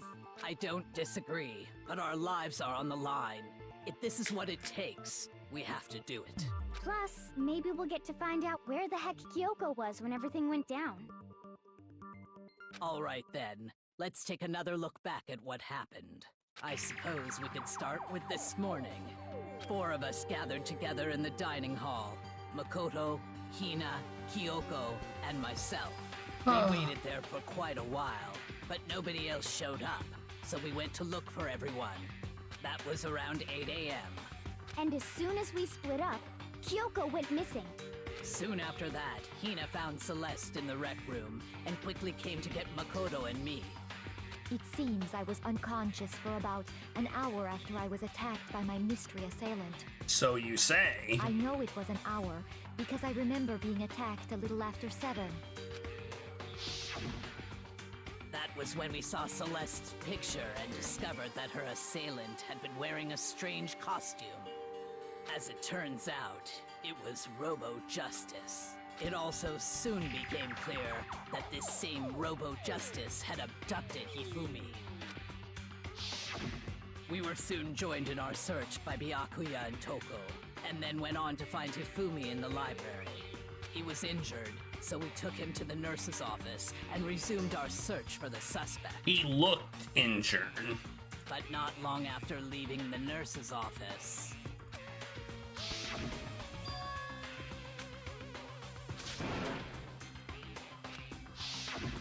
When Celeste told us that, we decided to split up and search the second floor. And soon after that, I saw someone moving around on the 3rd floor, and I yelled out to everyone as soon as I did.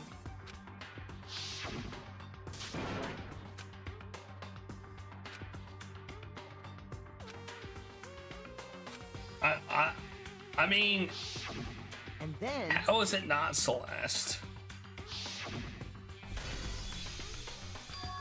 Huh?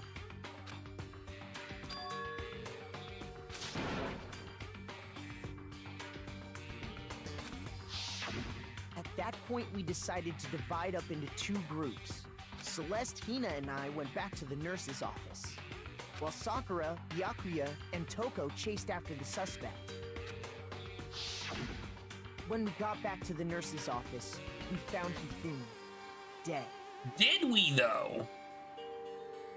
Did we? Was he actually dead? Did we confirm he was dead? And that's when we heard the body discovery announcement. I left Celeste and Hina there and headed back to the 3rd floor to let the others know what had happened. meanwhile, we had just discovered Taka's body in the equipment room. We must have found both bodies at almost exactly the same time, because we heard the same announcement not long after we discovered his body. And that's when I told you guys about Hifumi. Then the three of us headed for the nurse's office. But right after we left the physics lab, we ran into Celeste, who'd arrived after us. And she told us something very surprising. Fumi's body has disappeared. We rushed back to the nurse's office and saw that she was right. Then we remembered we'd left Toko passed out in the equipment room, so we hurried back again.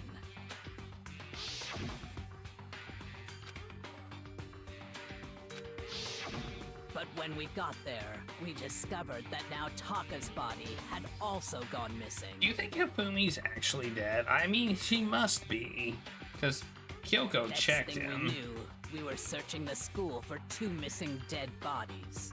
And after some time... The question is, when did he actually die? Celeste informed us that she'd found the bodies, and we all headed to the repository, which is where we rediscovered the corpses. I think that about covers it. I see. The whole thing sounds exceptionally complicated. It certainly seems to me that these are not a simple series of connected events. Okay, well, if that's true, then what? Rather than a single series of events, I think we have to consider each murder a separate situation. And from there, we can uncover the contradictions surrounding all of them. Now then, let's get started, beginning with what happened to Taka. Contradictions hidden in what happened to Taka? In order to uncover the truth on this case, I have to find them no matter what. Make your argument!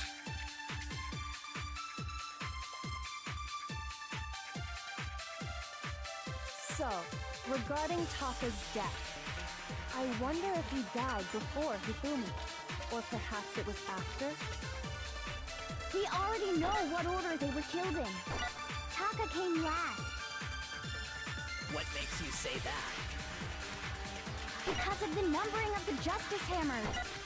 It's true that Hifumi was killed with Justice Hammer 3, while Taka's death came from a swing of Justice Hammer 4. See? So it's obvious Taka came after.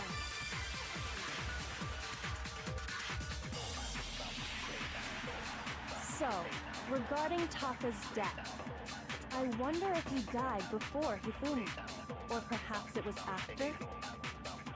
We already know what order they were killed in. Taka came last. Nope. What makes you say that? Because of the numbering of the Justice Hammers. It's true that Hifumi was killed with Justice Hammer 3, while Taka's death came from a swing of Justice Hammer 4. See? So it's obvious Taka came after. Whoops. So, regarding Taka's death, I wonder if he died before Hifumi, or perhaps it was after? How do I speed it up? We already know what order they were killed in. Taka came last. What makes you say that? Because of the numbering of the Justice Hammers. Nope, it's not the numbering. I don't understand how we can deduce this from this. I really don't. So, regarding... What did this file say? It just says the cause of death was a blow to the head. It was thought they were both killed with a similar weapon. That's it. I wonder if he That's died all it before says. Hifumi, or perhaps it was after? We already know what order they were killed in. Oh, I see. I know. I forgot that I had a new. I forgot that I had a mechanic. So, regarding Taka's death, I have this. I have this thing. Died before Hifumi, or perhaps it was after. We already know what order they were killed in. I forgot I had that mechanic. What makes you say that? Because of the numbering of the Justice Hammers. I forgot I had that mechanic. I wish they kind of would have reminded me. Hold on. There's no reason to assume that the hammers were used in the same order as their numbers. If anything, that's just another way the killer tried to disguise their actions. So you're saying the culprit wanted us to think the hammers were used in order, but in reality, Taka was killed before Hifumi? Okay then, let's see the proof. I have proof.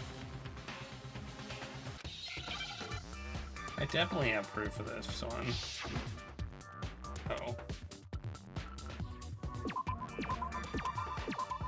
Wow. Don't make it hard on me.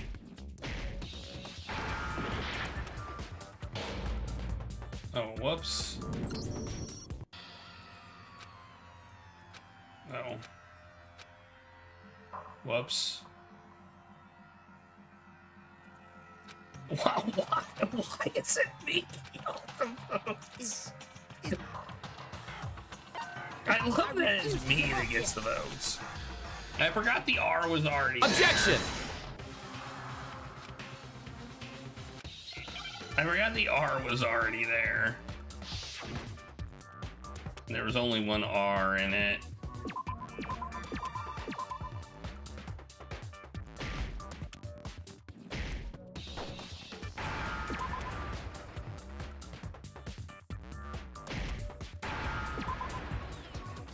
Watch.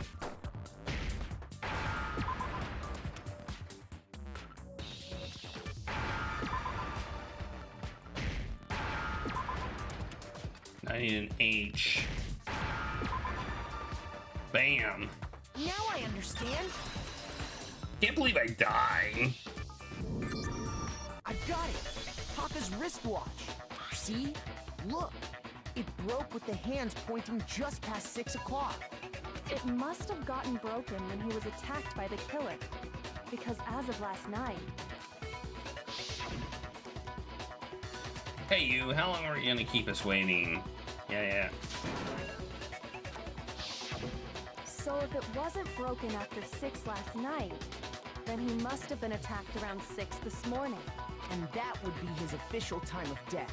But if that's true, then he was killed well before Hifumi.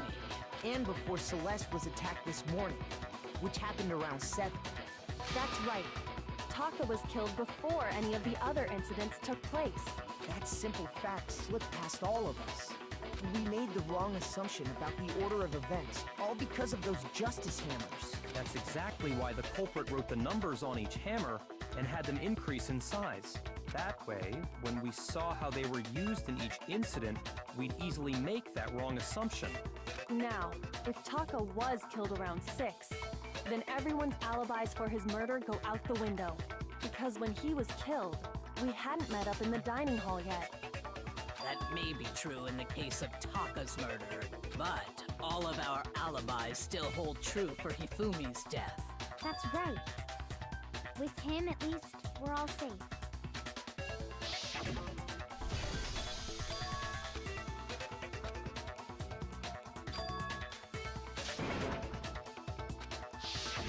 When we heard Hifumi screaming, we were all together. Except for Hiro and Kyoko. And Long. Yep. You're right. Then we all ran down to the nurse's office, and that's where we found his body. That's totally true. We're all in the clear. Yeah. That too. I know! They must have recorded him screaming on a tape or something, then played it later on! If that's true, where's the tape? I don't know. Don't just go making stuff up. Anyway, we all have rock-solid alibis for when we heard Hifumi scream. Since all of us were there together, clearly none of us could have killed him. And it does not stop there.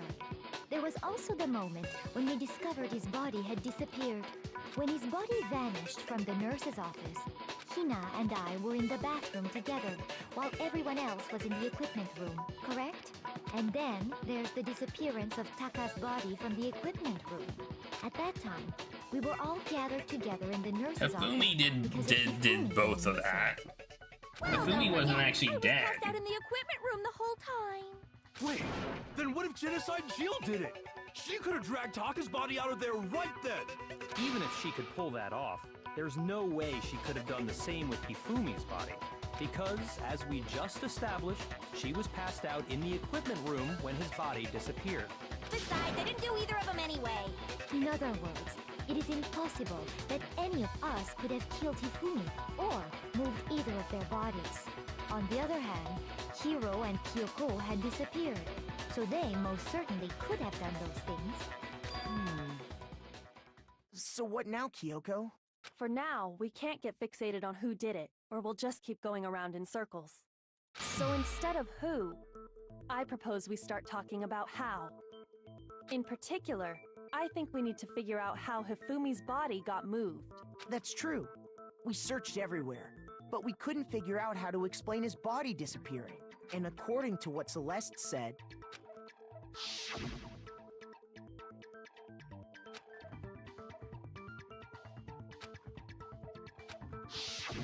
his body apparently disappeared in the 1 minute her and Hina took their She may eyes have off seen Hifumi.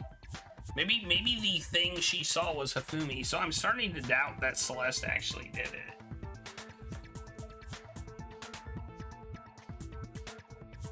I'm doubting a little bit that Celeste did it. But to carry that much weight from the first floor up to the third in that short amount of time? Oh man, yeah! There's no way! It'd be impossible! Well, what if I told you there was a way to make the impossible possible? What? How? If the dead body were to move Hey, that's what I was thinking. Man, I am good at this game. No! Not another... ghost! I don't think it has anything to do with the occult. I think what she's implying is, we thought Hifumi was dead, but perhaps in reality he was still alive. He was alive? Yeah, you're a dingus. You guys didn't check his body? Are you saying Hifumi wasn't carried out of the nurse's office, but simply walked out on his own? But I mean, we found his body. He was dead. Perhaps he was simply playing dead. That it isn't possible. Is it really possible? Yeah, it's possible. His glasses. The proof is in his glasses. Broken wristwatch? What does that have to do with anything? Are you saying that when we first found Hifumi in the nurse's office, there's a chance he was actually still alive? No, it is impossible. Hifumi was dead, without a doubt. And you know that how? Surely you heard the body discovery announcement along with the rest of us. Hifumi's dead body had been found. Nope, that's not it. Shoot! I need to read the whole thing. Are you saying that when we first found Hifumi in the nurse's office, there's a chance he was actually still alive? No, it is impossible. Hifumi was dead, without a doubt. And you know that how? Surely you heard the body discovery announcement along with the rest Celeste of us. really seems guilty. Hifumi's dead body had been found. And that is why the announcement was made. Are we really so sure about that? Maybe the announcement was intended to signal someone else's discovery. I have to do the thing with the thing. Are you saying that when we first found Hifumi in the nurse's office, there's a chance he was actually still alive? No, it is impossible. Hifumi was dead, without a doubt. And you know that how? Surely you heard the body discovery announcement along with the rest of us. Hifumi's dead body had been found. And that is why the announcement was made. Are we really so sure about that? Maybe the announcement was intended to signal someone else's discovery. Shoot! Game frustrates me so much. Are you saying that when we first found Hifumi in the nurse's office, don't like this mechanic at all. chance he was actually still alive? Whoops. No, it is impossible. Hifumi was dead, without a doubt. And you know that how? Surely you heard the body discovery Like, announcement along I'm with the gonna rest of moon us. logic this dead body stuff had been because And that is why the announcement was made. Are we really so sure about that? Maybe the announcement was intended to signal someone else's discovery.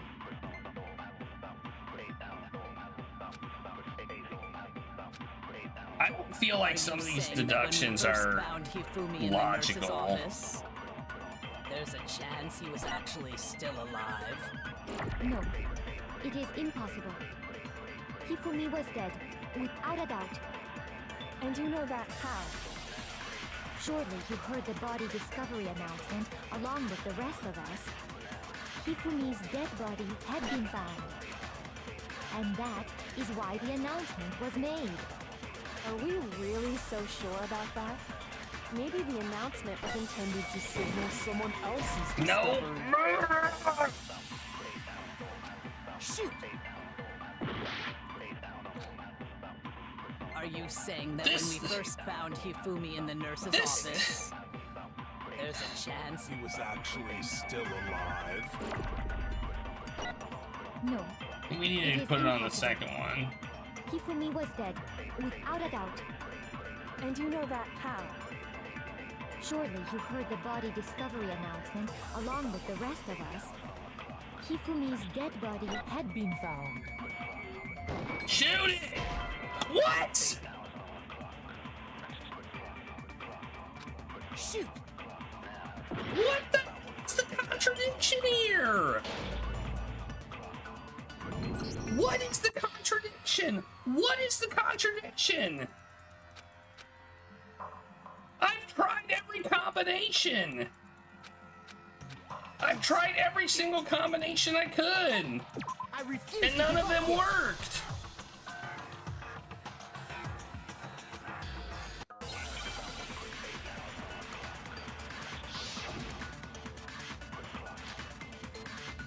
I didn't miss. It just didn't work.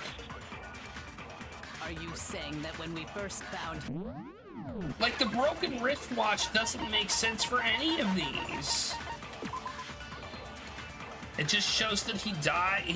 The watch still worked. It means it must have broken following the morning he was attacked. The broken wristwatch does not contradict anything here. I've tried every combination. There's a chance he was actually still alive. No, it is impossible. Unless I missed the last one. Hifumi was dead, without a doubt. And you know that how? Surely you heard the body discovery announcement along with the rest of us. Hifumi's dead body had been found.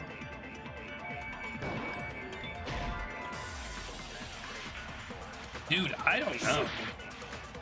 I guess I'll try the first one and the last one. That when we first found Hifumi in the nurse's office, there's a chance he was actually still alive. No, it is impossible. Hifumi was dead, without a doubt. And you know that how? Surely you heard the body discovery announcement along with the rest of us. Hifumi's dead body had been found. And that is why the announcement was made. Are we really so sure about that?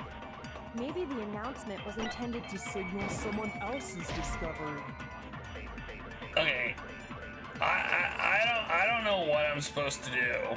I don't know what the combination here that I'm supposed to do, and I'm getting extremely frustrated because none of this makes sense. In the nurse's office, what do you mean order? There's a chance he was actually still alive. No, it is impossible. Hifumi was dead, without a doubt. And you know that how? Surely you heard the body discovery announcement. I'm gonna along pick with the rest of us. Hifumi's dead body had been found. What do I need to do here? I clicked every combination that I could click. That when we first found Hifumi in the nurse's office, there's a chance he was actually still alive. Alright, fine, I'll pick that one. Is there something is there some new mechanic that I'm not getting, or what? When we first found Hifumi in the nurse's office, there's a chance he was actually still alive. Am I forgetting how to play the game? Influence gauge, focus gauge, concentration gauge, fast forward. Oh, you can control weak spots, fire and truth bullets.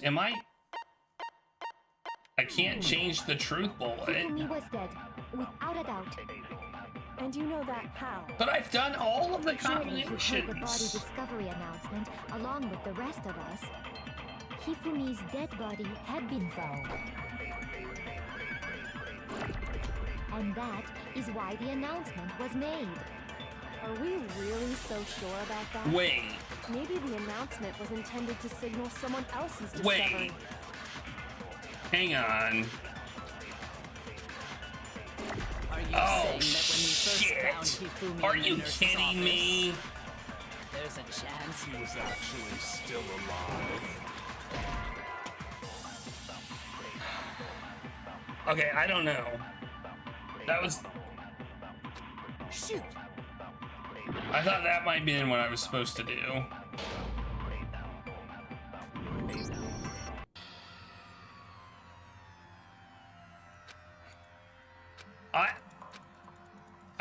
I don't know the answer. I've tried everything, and this is I want to hit the moon logic button like 20 times right now. I refuse to give up yet. The problem is I have to absorb something and let it wrap around. Well, I've never had to do that before. I thought I lost everything when it wrapped around. Are you saying that when we first found Hifumi in the nurse's office, they didn't even tell me I could do that. he was actually still Whoops, I did not mean to do that. I'm glad I got absorbed. It is impossible. Hifumi was dead, without a doubt. And you know that how? Surely you heard the body discovery announcement along with the rest of us. Hifumi's dead body had been found. Why do I start liking this game and then I hate it so much? It's one of these games where I like it and then I hate it. To signal someone else's discovery.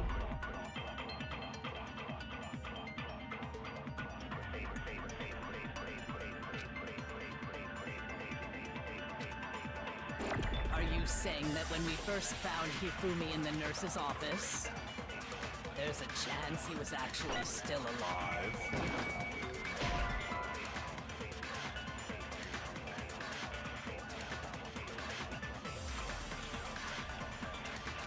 Shoot!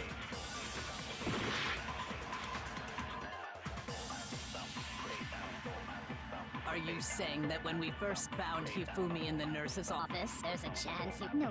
Hifumi was dead, and you know that. Surely you heard the body to Hifumi's dead, and that is... Are we really? Maybe the announcement was intended to signal someone else's discovery. Are you saying that when we first... there's a chance he... No. Hifumi was dead, and you know that. Surely you heard the body to Hifumi's dead body had been found, and that is why the announcement was made. Are we really? Maybe the announcement was intended to signal someone else's discovery.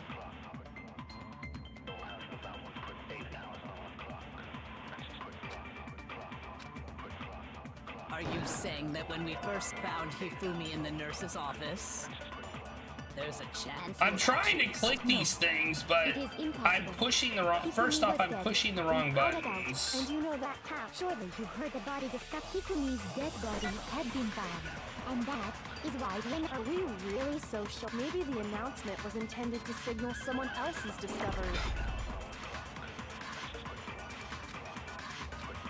I don't agree with this at all. There's a chance he was actually still alive. No, it is impossible. Hifumi was dead, without a doubt. And you know that how? Surely you heard the body discovery. Hifumi's dead body had been found, and that is why the announcement was made. Are we really so sure about that? Maybe the announcement was intended to signal someone else's discovery. I push the space bar, or I push the control key instead of the space bar to slow things down.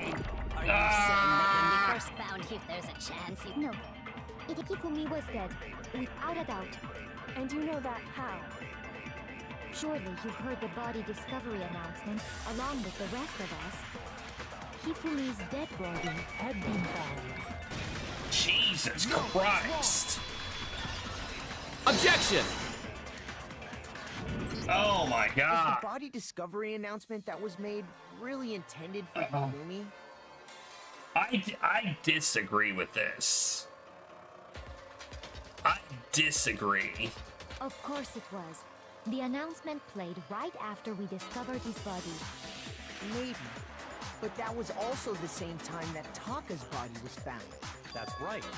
It wasn't long after finding his body that we heard the announcement. The way we had to do this is shit. So there's a good chance we made a mistake in there somewhere. I think we've confused whether the announcement was for Hifumi or Taka. I mean, I agree with this assessment, but the way we had to come to that conclusion was absolute garbage. Maybe Monokuma simply got lazy and rolled them together into one. What do you say, Monokuma? Any comment? Well, it's a very sensitive issue, so I can't go into too much detail. But what I can say about the body discovery announcement is that it's only broadcast when 3 or more people find a dead body for the first time. That didn't answer our question, man. We're asking if you're a lazy bum. No, actually, that was plenty. Huh? He said it's only broadcast when a body is discovered for the first time, which means even if we find the same body again later, he won't make the announcement again. If that's true, then why was the announcement made again later on? Huh? Later on? Exactly. We heard the body discovery announcement twice.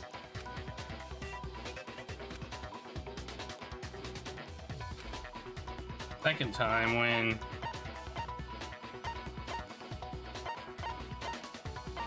I got it! Yep. We heard it a second time in the repository when we rediscovered the 2 bodies. I literally tried every combination in that last one, and the last one was correct.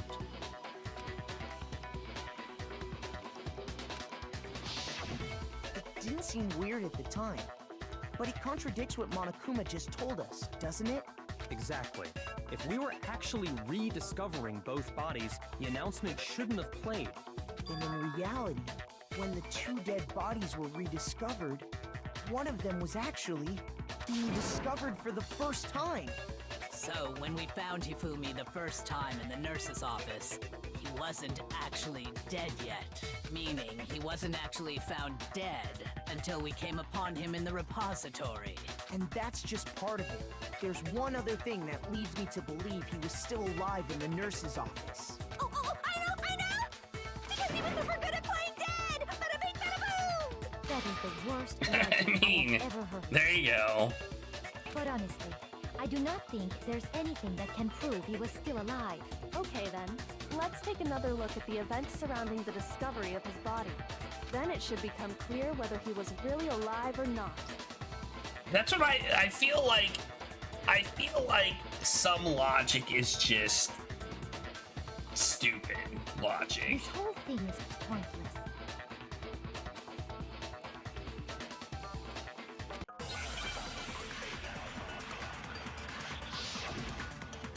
Oh no. Yeah, Hifumi's glasses, I agree. That's what I would have Here's picked. one thing we do know. The first time we found Hifumi's body was in the nurse's office. Mm-hmm. And then, while me and Celeste were in the bathroom, his body disappeared. And the next time we saw his body, it was in the repository. But when you compare his body before being moved and his body after being moved, other than the change in how it was positioned, there was no notable difference. No, it's wrong. I got that one.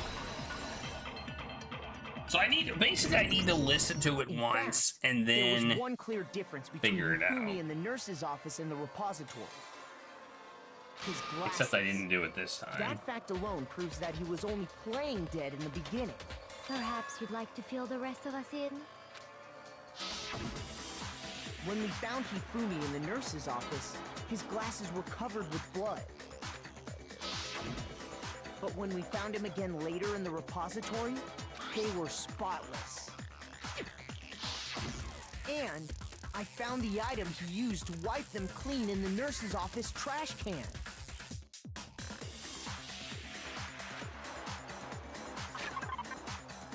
I'm not hating the plot.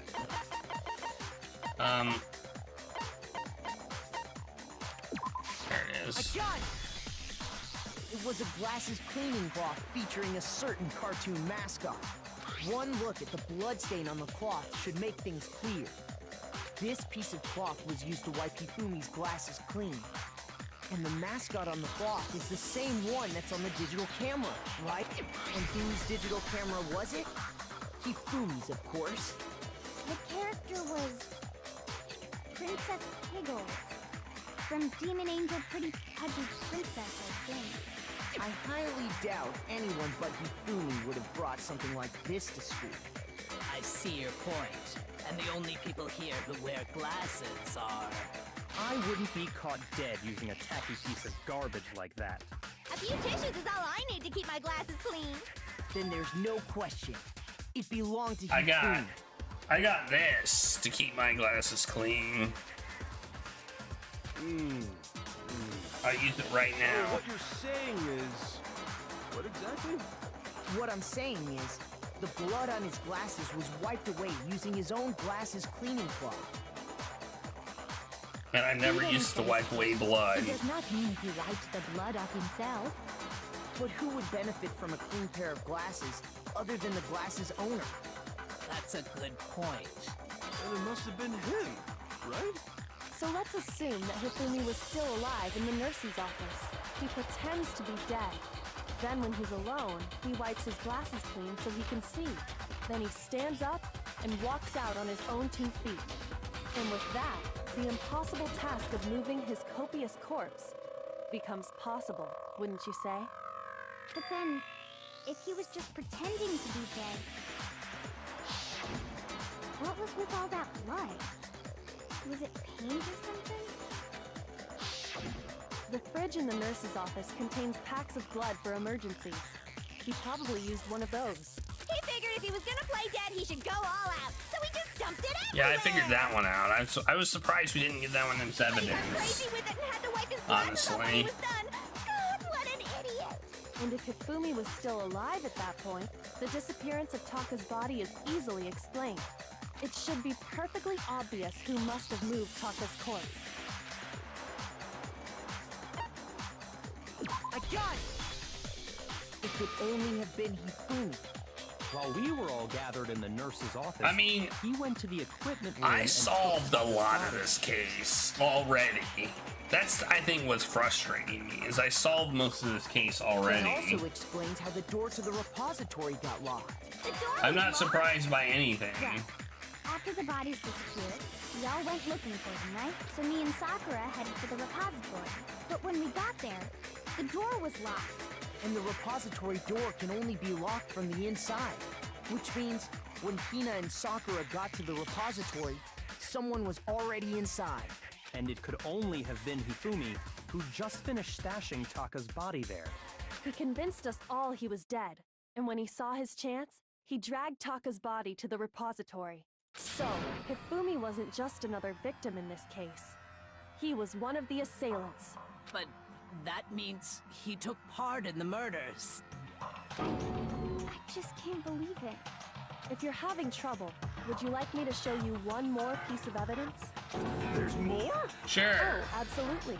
The single biggest fact pointing to his involvement has yet to be revealed. You know what I'm talking about, right, Makoto?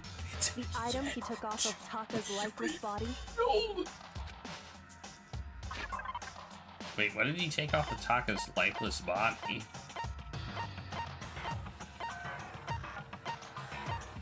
Oh. I know what it was. I got it! You're talking about the note Hifumi had hidden away, aren't you? Hidden note? That's right. We found it stuffed in his pants. What? In Pants? Yes, his pants. Okay, well, forget about the pants for now. Take a look at what the note says. I found a hole maybe we can use to escape. Monokuma can't find out, so don't tell anyone else for now. We'll meet in the equipment room at 6. That's the note I was telling you about. The one that told me where to go. Huh? Wait, this one's a little different. In my note it said, Monokuma can't find out, so don't tell anyone else for now. Let's meet in the rec room at 1 a.m. I see. Then this note isn't the same one Hiro got. It's not the same? In other words, the killer got in touch with another person besides Hiro. And that person could only have been... I got it! That's right! Taka! Fumi's pants! Ah! They got Fumi's pants! The killer Some of used these this options note are to draw out funny. Taka and murder him. I hate that we have a time limit because I can't just like admire the choices. Hello? Over here! Objection! Objection! I don't really understand what's going on, but Hifumi had that letter, right?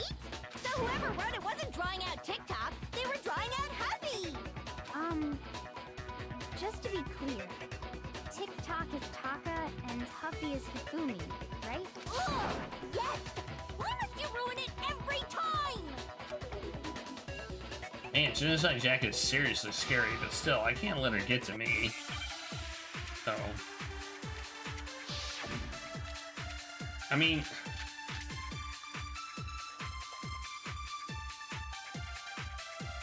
I have 3 bullets now. Huffy had the note, right?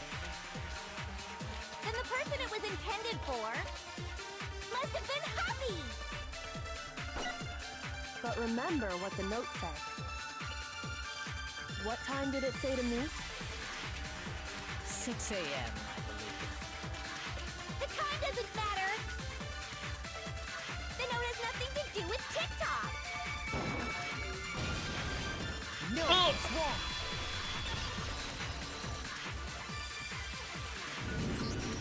No, there absolutely is a connection. What the hell are you talking about? Why does everybody argue with me with such emotion? The note said to meet at 6 a.m. I mean, I guess it is Taka was murdered. her, but We've already proven that using his wristwatch. But there's more. Look where the note says to meet. The equipment room, right? Which is where Taka was killed. I see. So, Taka was murdered at You're all both the time stupid. and place written in the note. I think Not that you, should be Chad. plenty to show that this The note people was in this definitely game. meant for Taka. Well, when you put it like that... No further objections! Then someone used that note to trick Taka. Just the same as me. The culprit really is a cold-blooded monster. Telling people they found a way out. But if they gave the note to Taka, what was Hifumi doing with it? Stuffed down his pants, no less! Most likely. Hifumi stole it off Taka's corpse after he died. Huh? He stole it? Where's your proof? Go ahead, show us. okay. I got it! I got it! When I searched Taka's body, I saw that his lifeless hand was gripping a small scrap of paper. If I'm right about this, the sheet of paper this piece came from is... I knew it! It fits perfectly with the note we found hidden on Hifumi. Then Taka's scrap and Hifumi's note. Yup, they're from the same piece of paper. Hifumi had the note meant for Taka, while Taka's corpse still grasped a small piece of that note. There's only one way to explain it. Taka died clutching the note. Hifumi tried to free the note from its death grip, leaving behind only one small scrap. Did I get all that right? That means Hifumi knew the note was important. Exactly. Which proves that he was an accomplice in the murder. Whoa. Yeah. After seeing all this, Hifumi was super involved in this whole thing for sure. In fact, he was behind the whole thing. In fact, he's still alive! Sorry, no. When we found him in the repository, Hifumi was truly and completely dead. The second body discovery announcement proves that. So then, who killed Hifumi?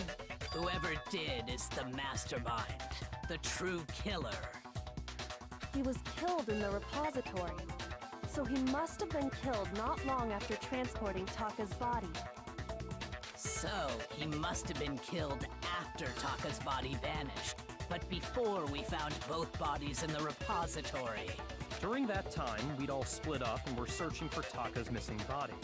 In other words, during that time, none of us have alibis. Wait, but me and Sakura were together. Stop trying to steal the spotlight, you stupid walrus! Who are you calling a walrus?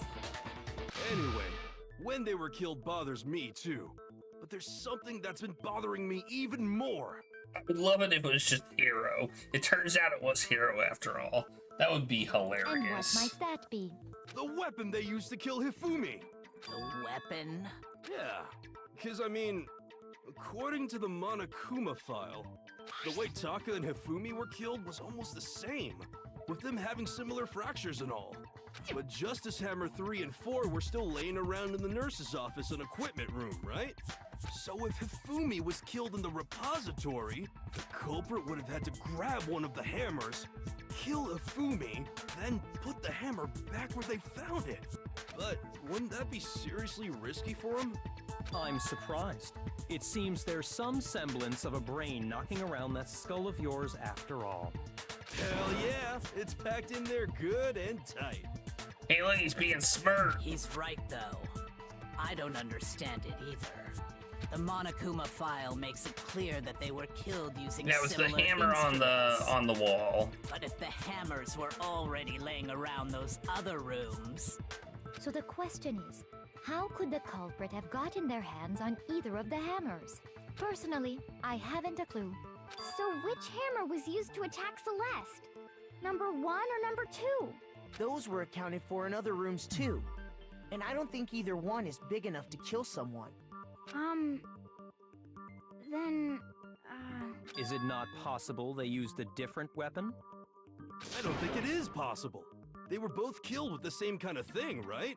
So then, what was used to kill Hifumi?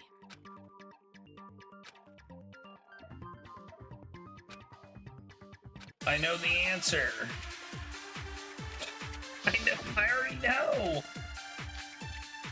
Yeah, there we go. I mean, I like how it just gives me the answer. What was used to kill Hifumi? Was it Justice Hammer 3? Maybe Justice Hammer 4? Well, whatever it was, there's one thing we have to figure out. How was the culprit able to move around so freely with the weapon?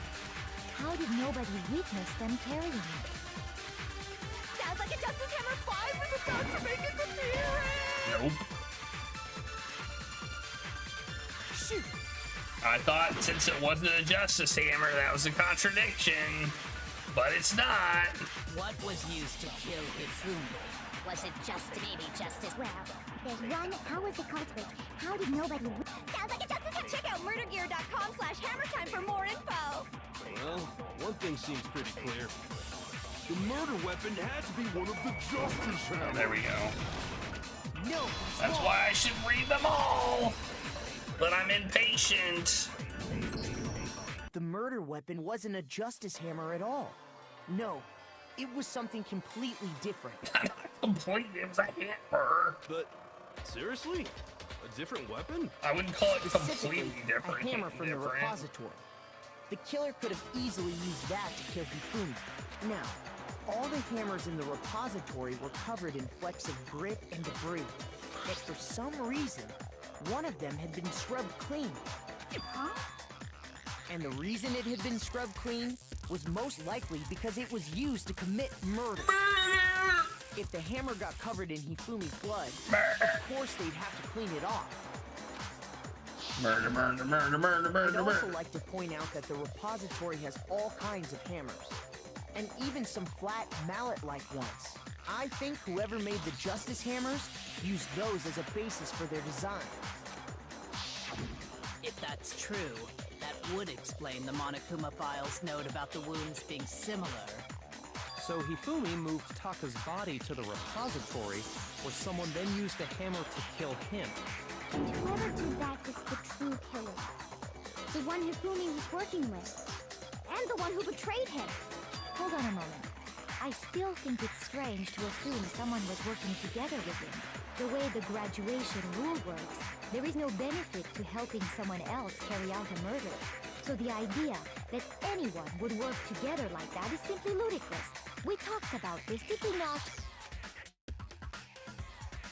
We did talk about how there wouldn't be any reason, at least that's what we thought at first, but...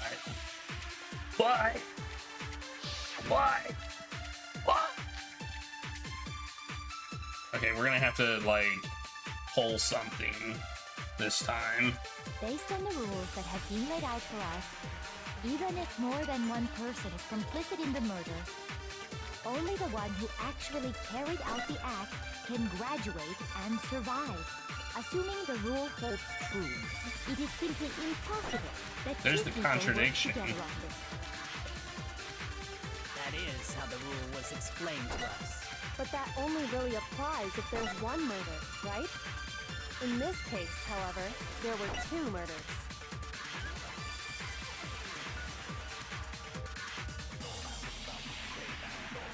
Based on the rules that have been laid out for us, even if more than one person is complicit, only the one who actually carried out, assuming the rule holds true, it is simply impossible that two people... That is. But that only really in this case, however, there were two murders. Based on the rules that have been, even if more than one, only the one who actually, assuming the rule holds true, it is simply... That is how the rule was explained. But that only really applies if there's one murder, right? In this case, however, there were two. No, I didn't want to fire my thing! Oh, there's too many buttons! There's too many buttons! Even if more than one person is complicit in the murder, only the one who actually carried out the act can graduate. Why must and there be so survive. many buttons? Assuming the rule holds true, it is simply impossible that two people...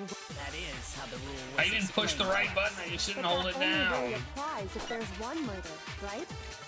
In this case, however, there were two murders.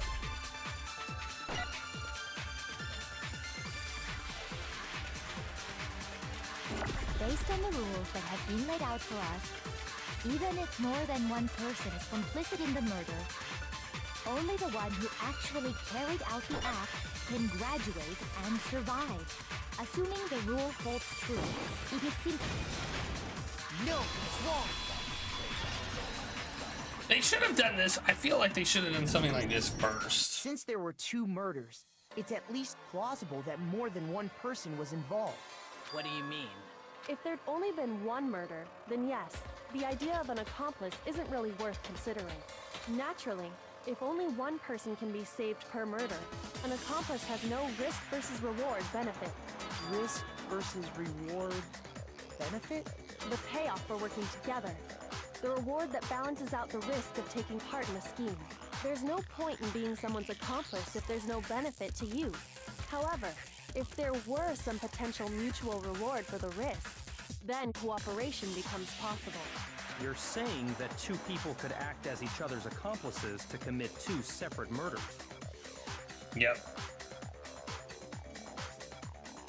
I think that's what the true killer told Hifumi. They would each have an accomplice for their crime, and based on the case's events, Hifumi would have been the first one to act, murdering Taka. They made him carry out the first murder so he couldn't back out of helping them later on. So in this case, there wasn't one single person committing multiple murders. Instead, each person killed someone, creating two separate incidents. And it only looked like one person because that's how the true killer designed it to look. A single suspicious individual, a similar weapon used in each crime, disappearing bodies. By creating one seamless set of circumstances, they made it look like one person was behind it all. The mastermind picked their target and managed to convince him to go along with their plan. And then, to avoid the no accomplices rule, they simply killed their accomplice. Which, if true, means that betraying Hifumi was part of the plan from the very beginning. That's just awful. How could anyone be so cruel? You think so? I can't help but admire its cunning. Still, their choice of accomplice seems odd. The effort made to convince us the two murders were the same. That was the main characteristic this time.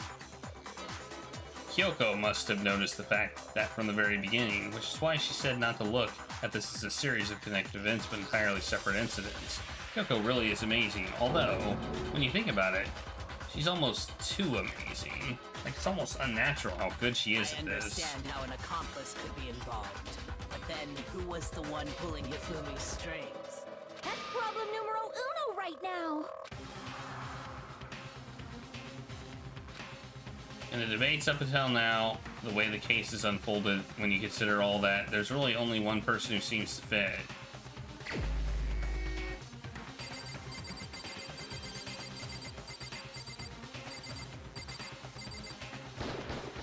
Here's my answer. It was Celeste. Ah, so I'm the suspicious individual now, am I? I really do hate this kind of joke. A joke? I wonder. So what you are saying, then, is that I specifically chose to work together with Hifumi. The idea that I would choose to spend any amount of time interacting with him, that I would go within 10 feet of that shit-brain-fat, lazy, worthless goddamn idiot! Pardonnez-moi. Just to be clear, there is evidence to support it. Sweet, merciful crap! It is. Throughout the investigation, there was certain behavior that was That's common right. only to the two of you. Considering what we've learned so far, it only further proves that the two of you were working together. Man, I had this one figured out from the beginning.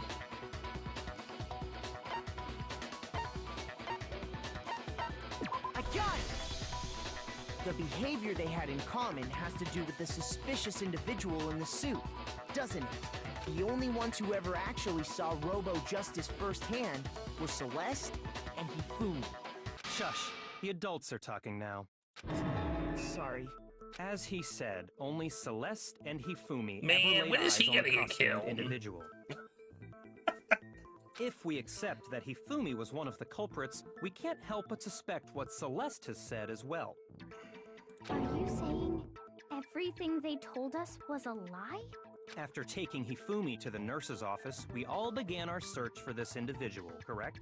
And not too long after that, do you remember what Celeste said?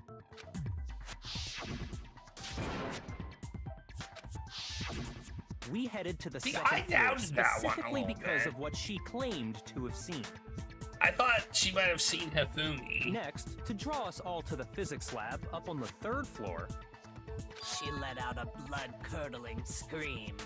and when we'd all come to see what was wrong, what was it she said?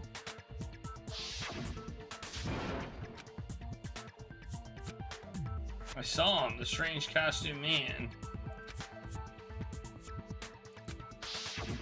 Once she'd done her job of getting us all up to the physics lab, it was time for her partner to get to work.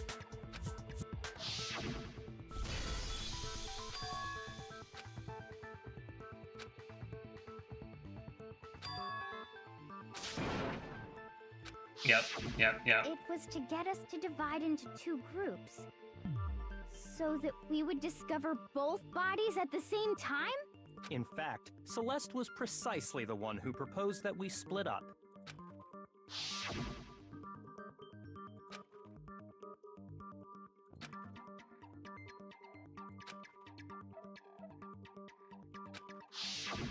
Well, if Celeste and Hifumi were working together, all those chance events suddenly become connected. And on top of that, that piercing cry of yours early on.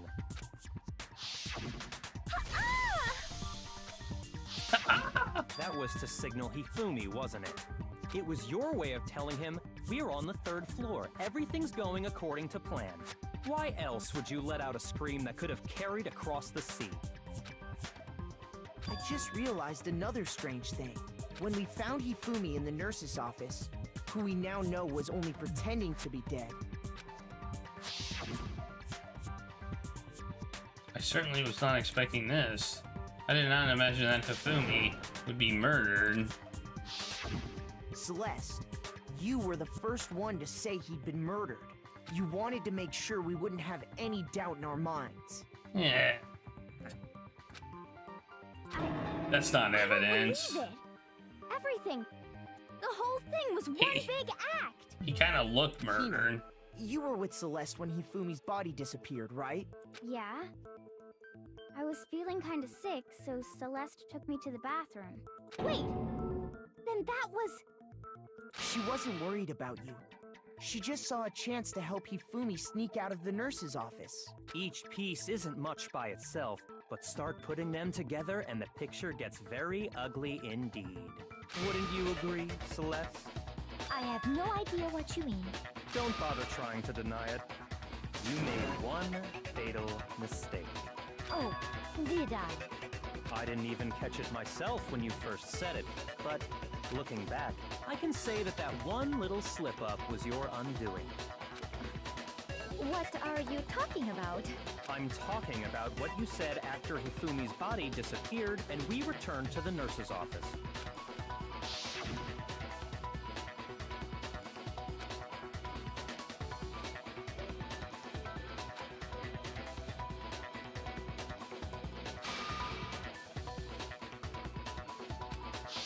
I remember her saying that too, but I don't understand what's so strange about it.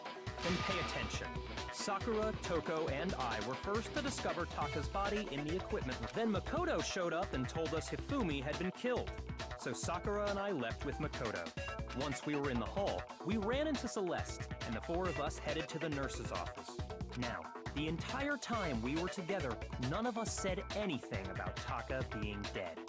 Think about it. Celeste's comment doesn't make sense. It was completely out of place. Yeah, I see what you're talking about. Although I don't really get what it means. You hear that, Celeste? Everyone's having some trouble understanding. Could you repeat what you said? If you're really not the culprit, you shouldn't have any problem repeating it, right? Yakuza said that Celeste's comments didn't make sense, but what is he alluding to? Wait, are we really this dumb?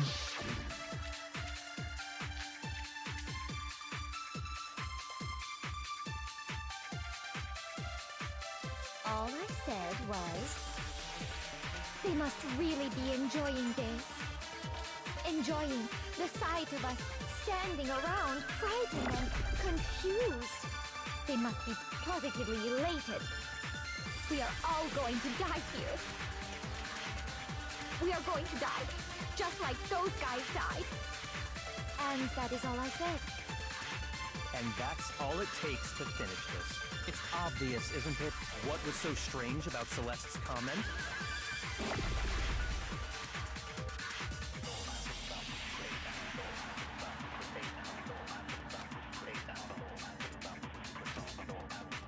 All I said was...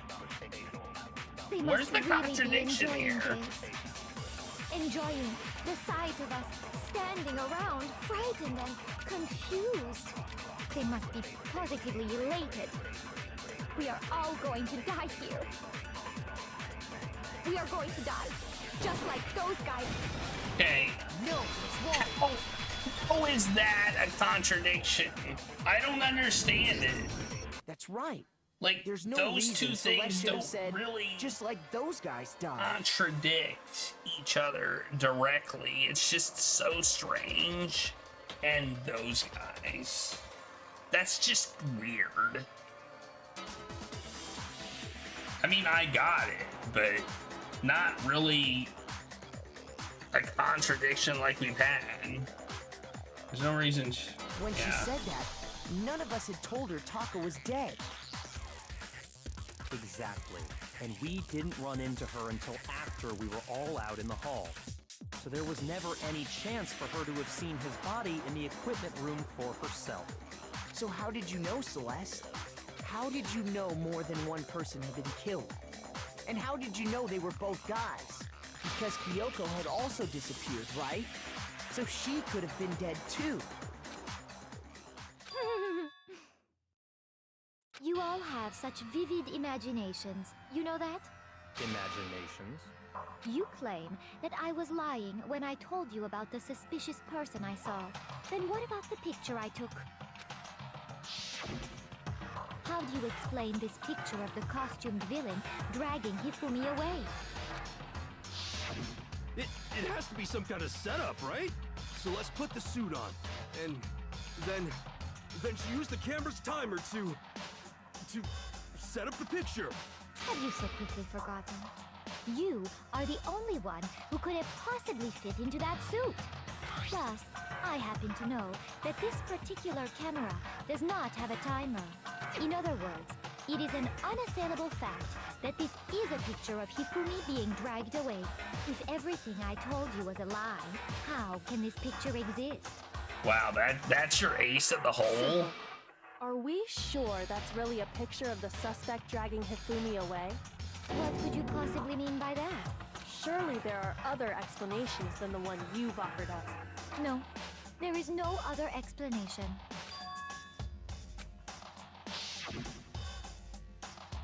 Was a picture of the suspect dragging Hifumi away.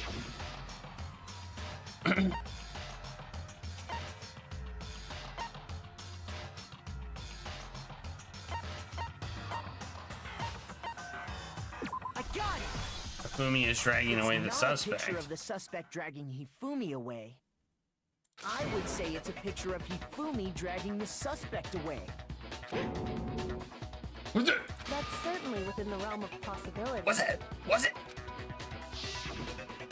The one being dragged off in that picture isn't Hifumi, but the person in the robot suit. We've simply been led to believe that it's the other way around. And the strange costume might only exist to lead us astray even farther. If you saw someone wearing something like that in this situation, of course you'd notice and be suspicious. That's what happened! You put me to sleep and made me out to be the bad guy in all this! Such a thing is utterly impossible. Hifumi was dragging him away? Ridiculous. Is it? I don't think it's ridiculous at all. Then shut your mouth and allow me to educate you. Plus thinks she can prove that there's no way Hifumi has dragged the suspect away. Is that really possible? Oh no. We gotta make our argument again. Oh no.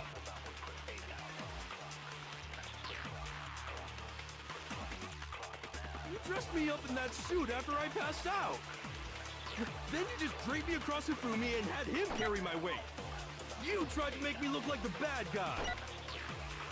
Like I said, ridiculous. As you can see in the picture, the suspect is standing perfectly upright. If the person inside the suit was unconscious, there's no way they could stand up straight like that. Then the fortune-telling idiot is the culprit after all! No way! Alright, I think I got it. Stand up straight. We gotta get to stand up straight. I didn't realize it gave me hints after this. Then you just draped me across Hifumi and had him carry my weight. You tried to make me look like the bad guy. Like I said, ridiculous. As you can see in the picture, the suspect is standing perfectly upright. If the person inside the suit was unconscious, there's no way they could stand up straight like that. Okay, it's apparently not the blueprints. Shoot! Oh, it's not the blueprints. It's the... You dressed me up in that suit after It's I the passed costume. out. Then you just draped me across Hifumi and had you tried to make me look like I said, as you can see in the picture, the suspect is standing perfectly upright. If Yeah, there's not much person left in this inside the trial. suit there's no way they could stand up straight. Here, I just picked the wrong one.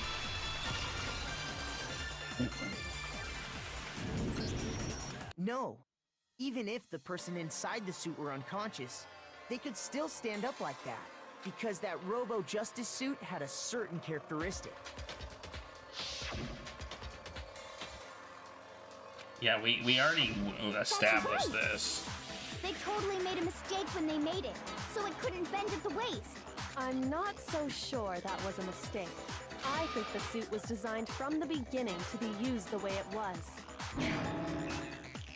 Celeste and Hifumi took the suit they'd specially designed and stuffed Hiro into it. That's how they were able to fake that whole thing. The point of it all was to make us believe whoever was in the suit was to blame. Well then, I suppose this is checkmate. Checkmate?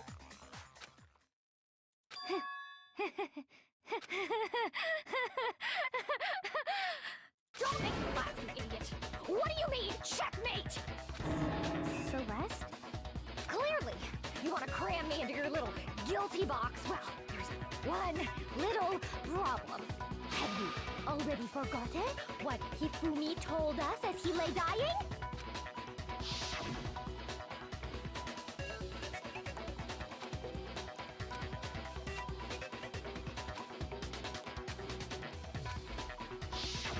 When we asked him who had attacked him, his answer was quite clear, was it not?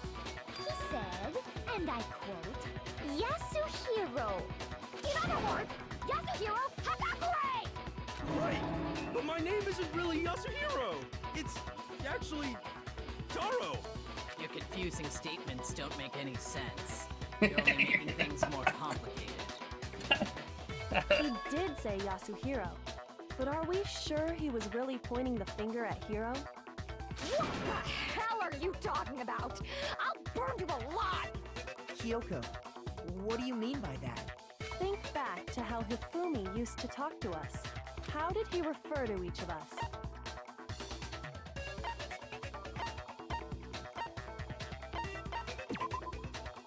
Shoot!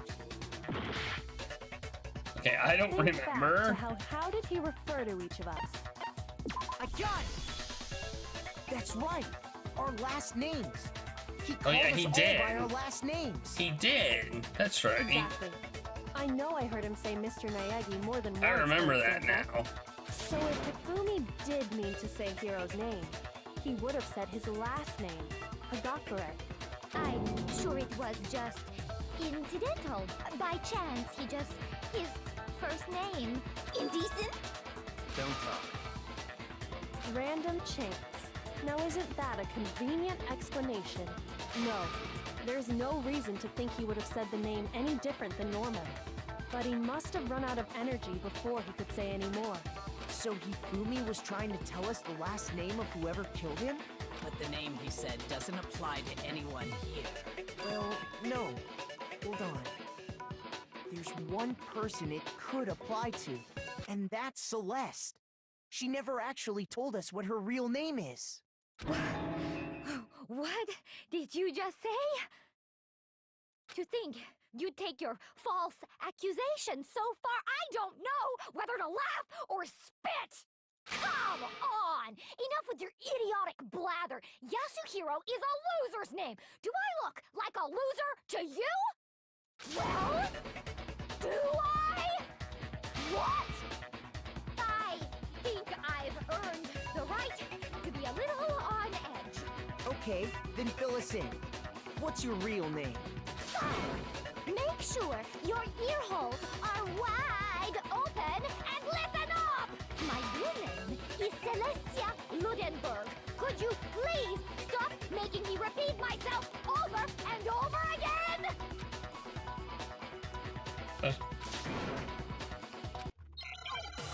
Oh, are we doing this thing?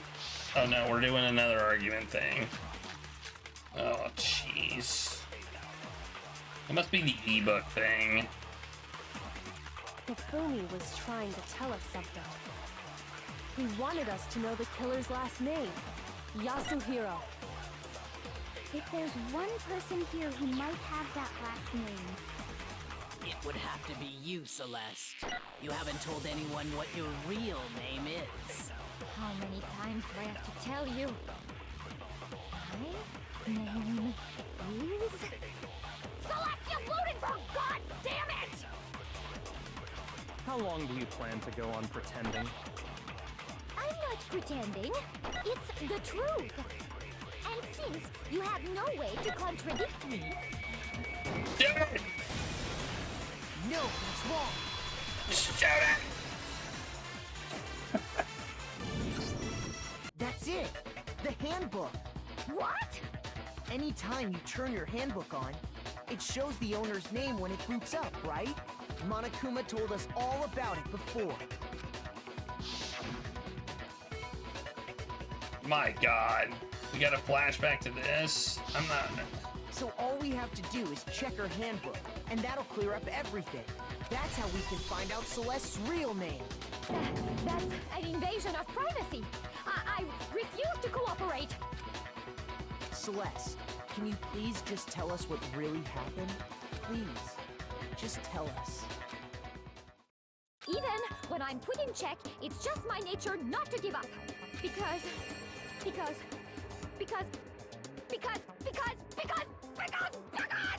until the game's over, you never know what might happen. Fine then. Let me settle it. Let me go over the case again, from the beginning, and shed light on all your crimes. And that'll bring everything to an end. We'll probably wait until Thursday for the actual...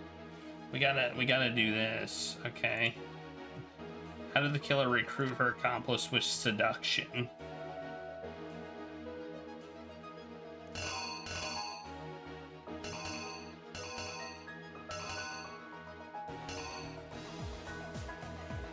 I don't know what some of these are.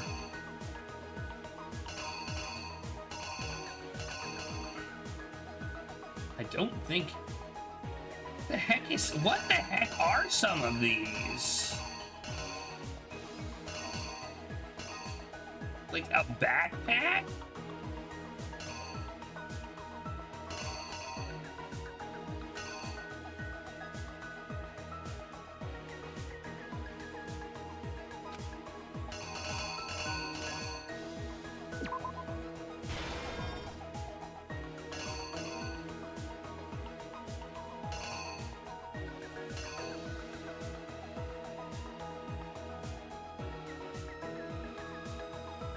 Like, what is this? What is this? What are some of these? I guess the chips, I guess. That seems ridiculous, but you can see the chips on the table, I guess. Who was the who was it that the killer summoned first? Okay. This would be this guy. Alright, and we got this one, which is they knocked him out and stuffed him in the robo-suit to falsify their evidence. And they used a certain item to do it. That would be the camera.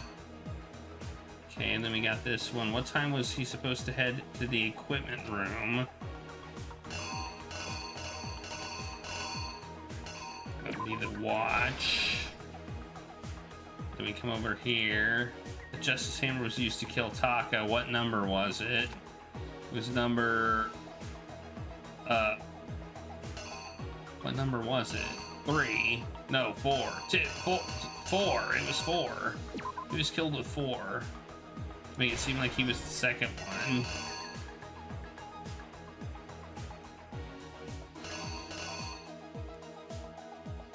In the library, Hifumi used something to fake the existence of a shadowy criminal. He did?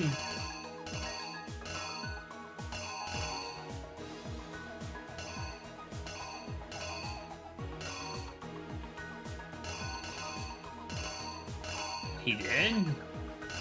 He did?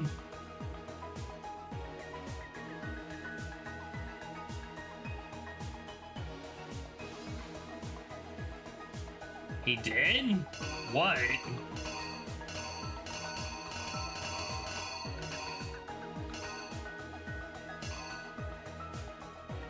What? In the library, he used something to fake the existence of a shadowy criminal. Okay, I don't know what that one is. Okay. Which Justice Hammer was in the nurse's office? That was 3. We were supposed to think he was killed first. We go all the way over here. Then we've got, he used something to move the body. All right, we know what that is. Kind of hard to tell what that is, but. All right, then we have this one. The weapon the killer used to murder. I love you because you kill people. Was this one. All right. All right, all right, all right. Then we just have to do this last one. What the heck is it? I don't know what it is. In the library, he used something to fake the existence of a shadowy criminal. Like, we have the option of Justice Hammer 2. Oh, Justice Hammer 2.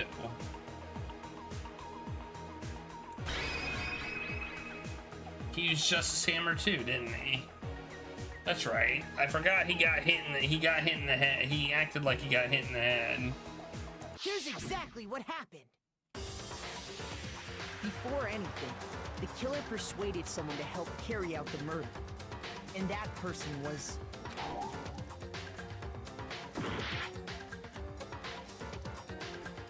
Okay. What the heck is this one? What the heck is this one? The backpack, maybe?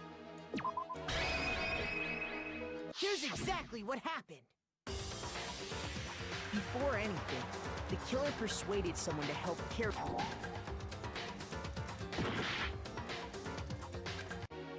What the heck?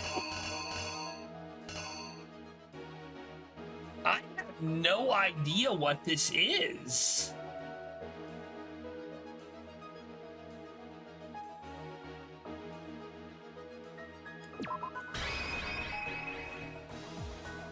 Yeah, it says in this case, how did the killer recruit their accomplice? Was it seduction? What the heck? There's none of these fit. I don't feel like that fits. And that doesn't fit.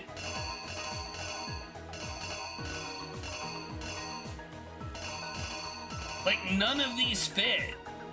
None of these fit. None of them. I'll go with that one, I guess. Here's exactly what happened. Before anything, the killer Okay, that's moon logic. Hifumi. With an accomplice, the killer was able to execute a number of otherwise impossible schemes. That's why.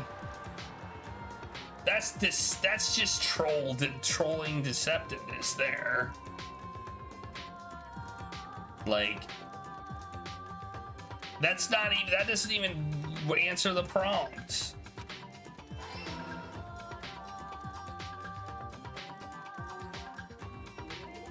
First, they convinced someone to meet them in the rec room last night at 1 in the morning. That someone they met with was Hiro. The murderous duo intended to pass Hiro off as the prime suspect. So when they met up with him, they drugged him, knocked him out, and stuffed him into the Robo Justice suit.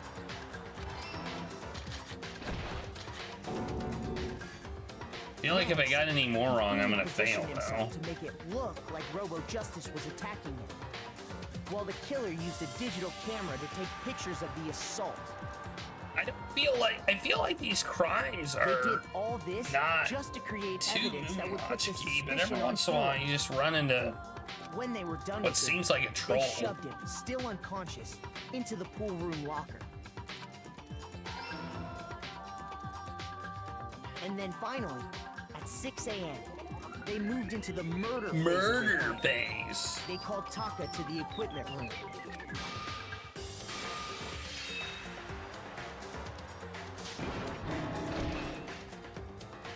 And that's where Hifumi killed him, making it the scene of the first murder. The murder weapon was Justice Hammer 4, which was left there in the equipment room.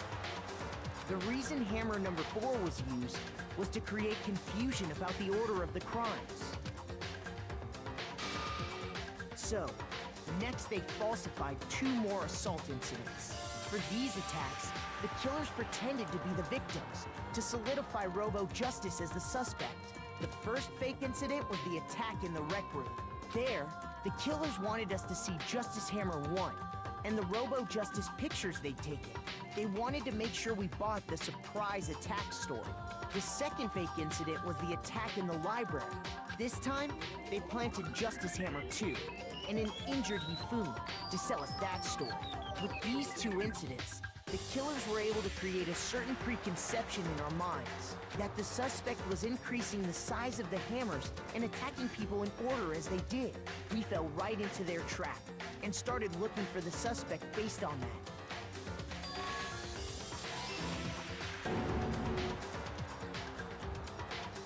While we did that, we left Hifumi alone in the nurse's office. This was exactly what Hifumi was hoping for. He took a blood packet from the refrigerator and why is all blood in here pink? I am curious about that. A crime scene in which he himself had apparently been brutally murdered. He let out a scream to draw us back, and when we returned, that's what we found. Meanwhile, the other group that had been out searching found Taka's body at the same time. So when we heard the body discovery announcement, we naturally assumed it was for Hifumi. Act 6. We left the nurse's office, and Hifumi once Keep again it took less advantage of the gory. situation. I mean, it succeeded. I mean, it looks ridiculously silly now. He simply got up and made his escape. When we learned his body had disappeared, we all rushed back to the nurse's office. And once again, Hifumi had the chance he was waiting for. This time, he snuck into the equipment room.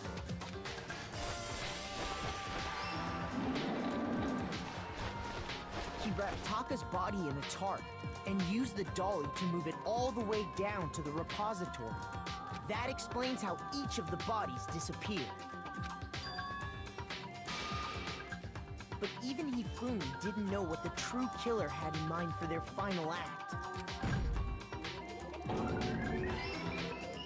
Their plan all along was to kill Hifumi and get rid of the one person who could betray them. And they did it using an ordinary, everyday hammer from the repository. That should cover everything that happened in this case. And the villain behind it all is...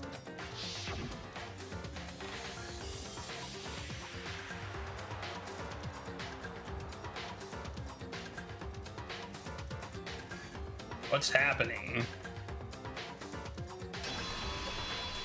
What a weird graphical interlude. Sorry, you lose. Complete. Lost? I lost? When was the last time I was forced to utter such words? They hang heavy around my neck. Then you admit it? You're the killer? Listen to you, trying to take charge, as if you're my private instructor. I, Celestia Ludenberg.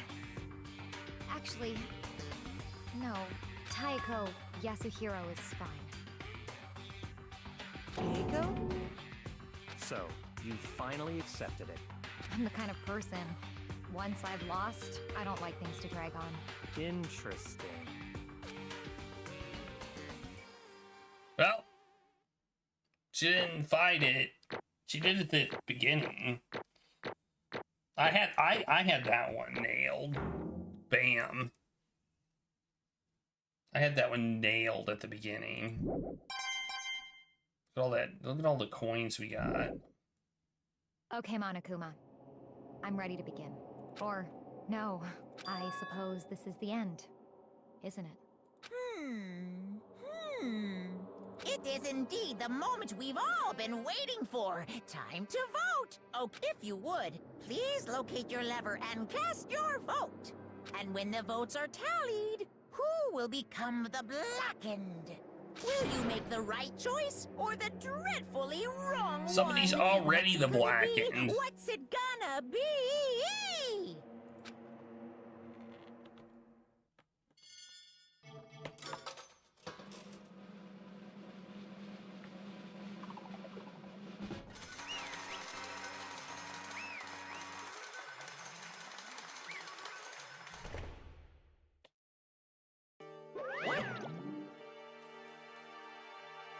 It's basically a formality at this point, but once again, you're totally correct. The Black, and this time, the true killer who devised the whole stinking scheme was Celestia Lunenburg, or more precisely, Takeo Yashahiro. Honestly. I lost. Well, that sucks. I guess trying to work with someone else was a mistake after all. Hifumi's ineptitude was beyond all my calculations. So you really did approach Hifumi with this plan. But how did you get him to agree? I can't imagine he would happily agree to commit murder. I'm sure she relied on her speciality, lying. My speciality? Don't make me laugh. I didn't have to lie to get him to agree. So Then did you use, I knew you'd figure it out, Kyoko. You're absolutely right. To get Hifumi to act as my accomplice, I used her. For everyone who's still left, I'll avoid mentioning it by name, but it was the one thing Hifumi and Taka were both super into. Yeah, yeah. Does she mean... Is she talking about alter ego? What? What are you talking about? Just a second. Don't interrupt. We're in the middle of a very important conversation here. I'm totally out of the loop as usual. How sad. In other words... Then you're the one that stole it. Indeed. That's right. Hey, I was right about that. I see. And they used it to drag Hifumi into the plan you'd come up with. Wait, that was the slot that was blank, and I could have filled in if I had the option, but I didn't. That's why I picked the backpack, because I thought it had maybe the thing in it. Last night, after we had our meeting about how it disappeared, I paid Hifumi a little visit. What are you doing here? Actually... I thought I could talk to you alone. It was about what was stolen and who did it. What? Are you okay with this? It was Taka. He stole it. So And I have then- proof. Would you like to see it? As it turned out, I found a use for the digital camera. I'd taken you-know-what to Taka's room earlier and took pictures of it. I deleted the pictures as soon as shown it to Hifumi, of course. Damnation! So it was him. But how did he do it? She was supposed to yell if either of us were close to her. You were correct, which is why Taka forced me to steal it. Say what? As for me... Please forgive me. He threatened me. He did. As for me... He came to me last night unannounced, and it was hard for me to say. Well, he did lie. She did lie. What? What do you mean she didn't resort to lying? This is totally lying. And he took pictures. He said if I did not do as he asked, he would show them to everyone. So I had no choice. Crime. I mean, I knew he'd gone crazy, but never imagined he would go that far. It was amazing how completely he bought in. I can't express how enjoyable that was. I'm about to say something I've never said before in my life. I'm gonna kill him. I'm gonna... Most Okay. unfortunate. If you go right now, you'll be playing right into his hands. Huh? Actually... Taka is planning to use her to escape, and he has made you his target. What? Escape? What do you don't mean? Taka is going to try to kill you. What? Indeed. And also he can just keep her to himself. That bastard. Bastard. Honestly. Can we allow him to continue with these barbaric acts? Absolutely not. How could I? She. I'll have to save her. Actually... Then, would you like to join with me? I just so happened to come up with a plan, huh? I've devised a way to reclaim what he has stolen and escape this dreadful school. With that, it is complete. What? What are you talking about? Oh, nothing. Agreed without a second thought. The effect that item had on him was remarkable. The power of love, even love as twisted as that, can still drive people mad, it would seem. You disgust me. I see. Was that strange costume Hifumi's creation? Indeed. Yes, it was a real pain in the butt, too. All I asked him to do was make something to hide the face and general body size. I had no idea he'd make something like that, but it's my fault for picking him in the first place. So why'd you decide to make me the suspect? Because you're stupid. That's it? Let's see... In that regard, I made the right choice. I'm so glad your stupidity surpassed my every expectation. Life must have been tough on your parents, though. I feel I could cry. But then you were explaining your plan to Hifumi. How did you explain the part about him playing dead? What she's asking is, what was Hifumi supposed to do after that, assuming you had actually let him live? Are you okay with this? It's simple. After he did his part and pretended to be dead, when someone showed up, I told him to say he'd been seriously wounded. He was on the verge of death, but he just barely held on. Did he really believe that? Well, of course, that wasn't all there was to it. As I explained to Hifumi, the plan was, while you were all questioning him about what had happened to him, I was going to murder someone else. At that point, Hifumi would have an alibi, so nobody could doubt him. I told him that, and he believed it. All seems very straightforward, stereotypical. I just matched the lie to the level of the opponent. In fact, Hifumi ate it up. He believed the lie wholeheartedly right up until the moment of his death. So in the end... So you had planned to kill him all along. But of course. There would have been no point in my plan if the one who pretended to be dead did not end up dead himself. What the heck? How can human life mean so little to you? Well, That's a non-issue. I simply did everything in my power to win. Don't be mean. Now you sound like Bayukuya. I wonder about No, that. he derives his pleasure from the thrill of the hunt. In that aspect, we are nothing alike. Why? Then what made you take things this far? What the heck? Is it really just for money? Are you talking about the $10 million? That is a lot of money. But that's not all there was to it. From the moment our new life here began, my only thought has been escape. But all along you've been saying how we have to accept living here. Obviously that was a lie.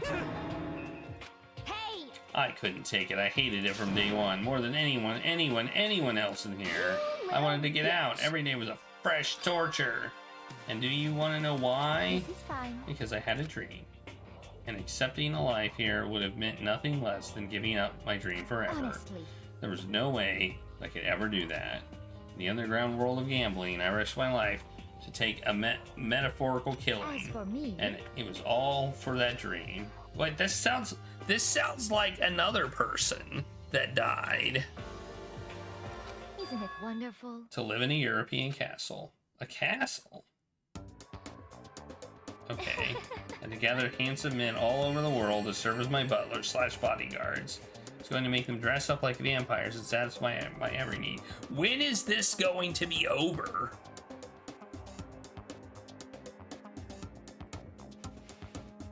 This is fine. Living the rest of their life was my only dream. I don't care. I don't care your motives.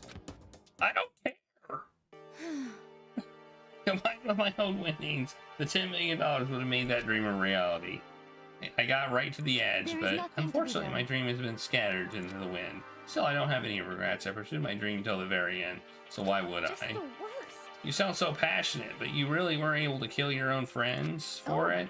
Are you asking me if I feel guilty? That's a pointless endeavor. I think nothing of sacrificing others for my own ends. I feel nothing. Understand? That's all there is to me. That's what makes me complete. Isn't it terrifying how different our values are? There's simply no room for understanding. What is this? That's what we should be saying. A plus?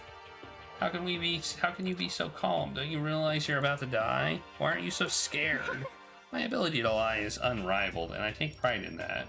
It's not just other people. I can even fool my own emotions. The conscious deceives the unconscious. That's why, that's why you're not scared? Yes, That's right. I don't fear death. Kill me now, however you like. But you know, if I could be reincarnated, if I had a choice, Isn't it then wonderful? I think I would like to come back as Marie Antoinette. You just get executed again. She smiled again, and then she did it. She looked at me like a poor effort to... She looked to me like a poor effort to force it. She claimed she could fool her own feelings, but that statement itself must have been her final lie. And that weak, fake smile is what betrayed her. Kills! Chills! Kills! Alright. Can I save now? Alright, we're saving. We're saving, and we're gonna continue this on Thursday. Right here. This is it. We're saving right here. Let's save again.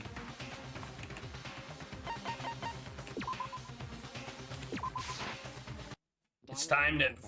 We won't see the punishment until next time. Until next time. Until next time, which will be Thursday. We got to do the taco token drawing. That trial was over 2 hours in length. That took 2 hours to do that trial. Like I started, I think, wait, maybe not 2 hours. I think I started at midnight, or maybe a little before midnight. And yeah, it was almost 2 hours. Long time. All right, if you haven't entered the taco token drawing, it's almost too late. Do it now, because I'm gonna do the exclamation point I love tacos. I'm about to do it. I think you're all entered. I think all of you have entered that I are here. So here we go. Whoops. The winner is Kitty Trouble Games. Give token. Boom. Congrats. There's your token. There is your token. All right. Let's find somebody to raid, because I need to go to sleep. I've got a busy day tomorrow. And sleep is... Luckily, I am not hungry because I had a big dinner. Usually I eat something before I go to bed. But I am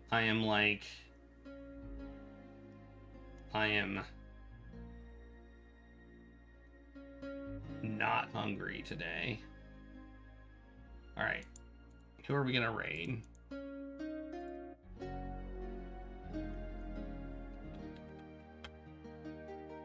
Let's raid Robot Spacer. Who's playing that island game again for the 17th time. I mean, he's gonna be playing this game longer than I'm gonna be playing whatever game we're playing. Like, you want to talk about a long game?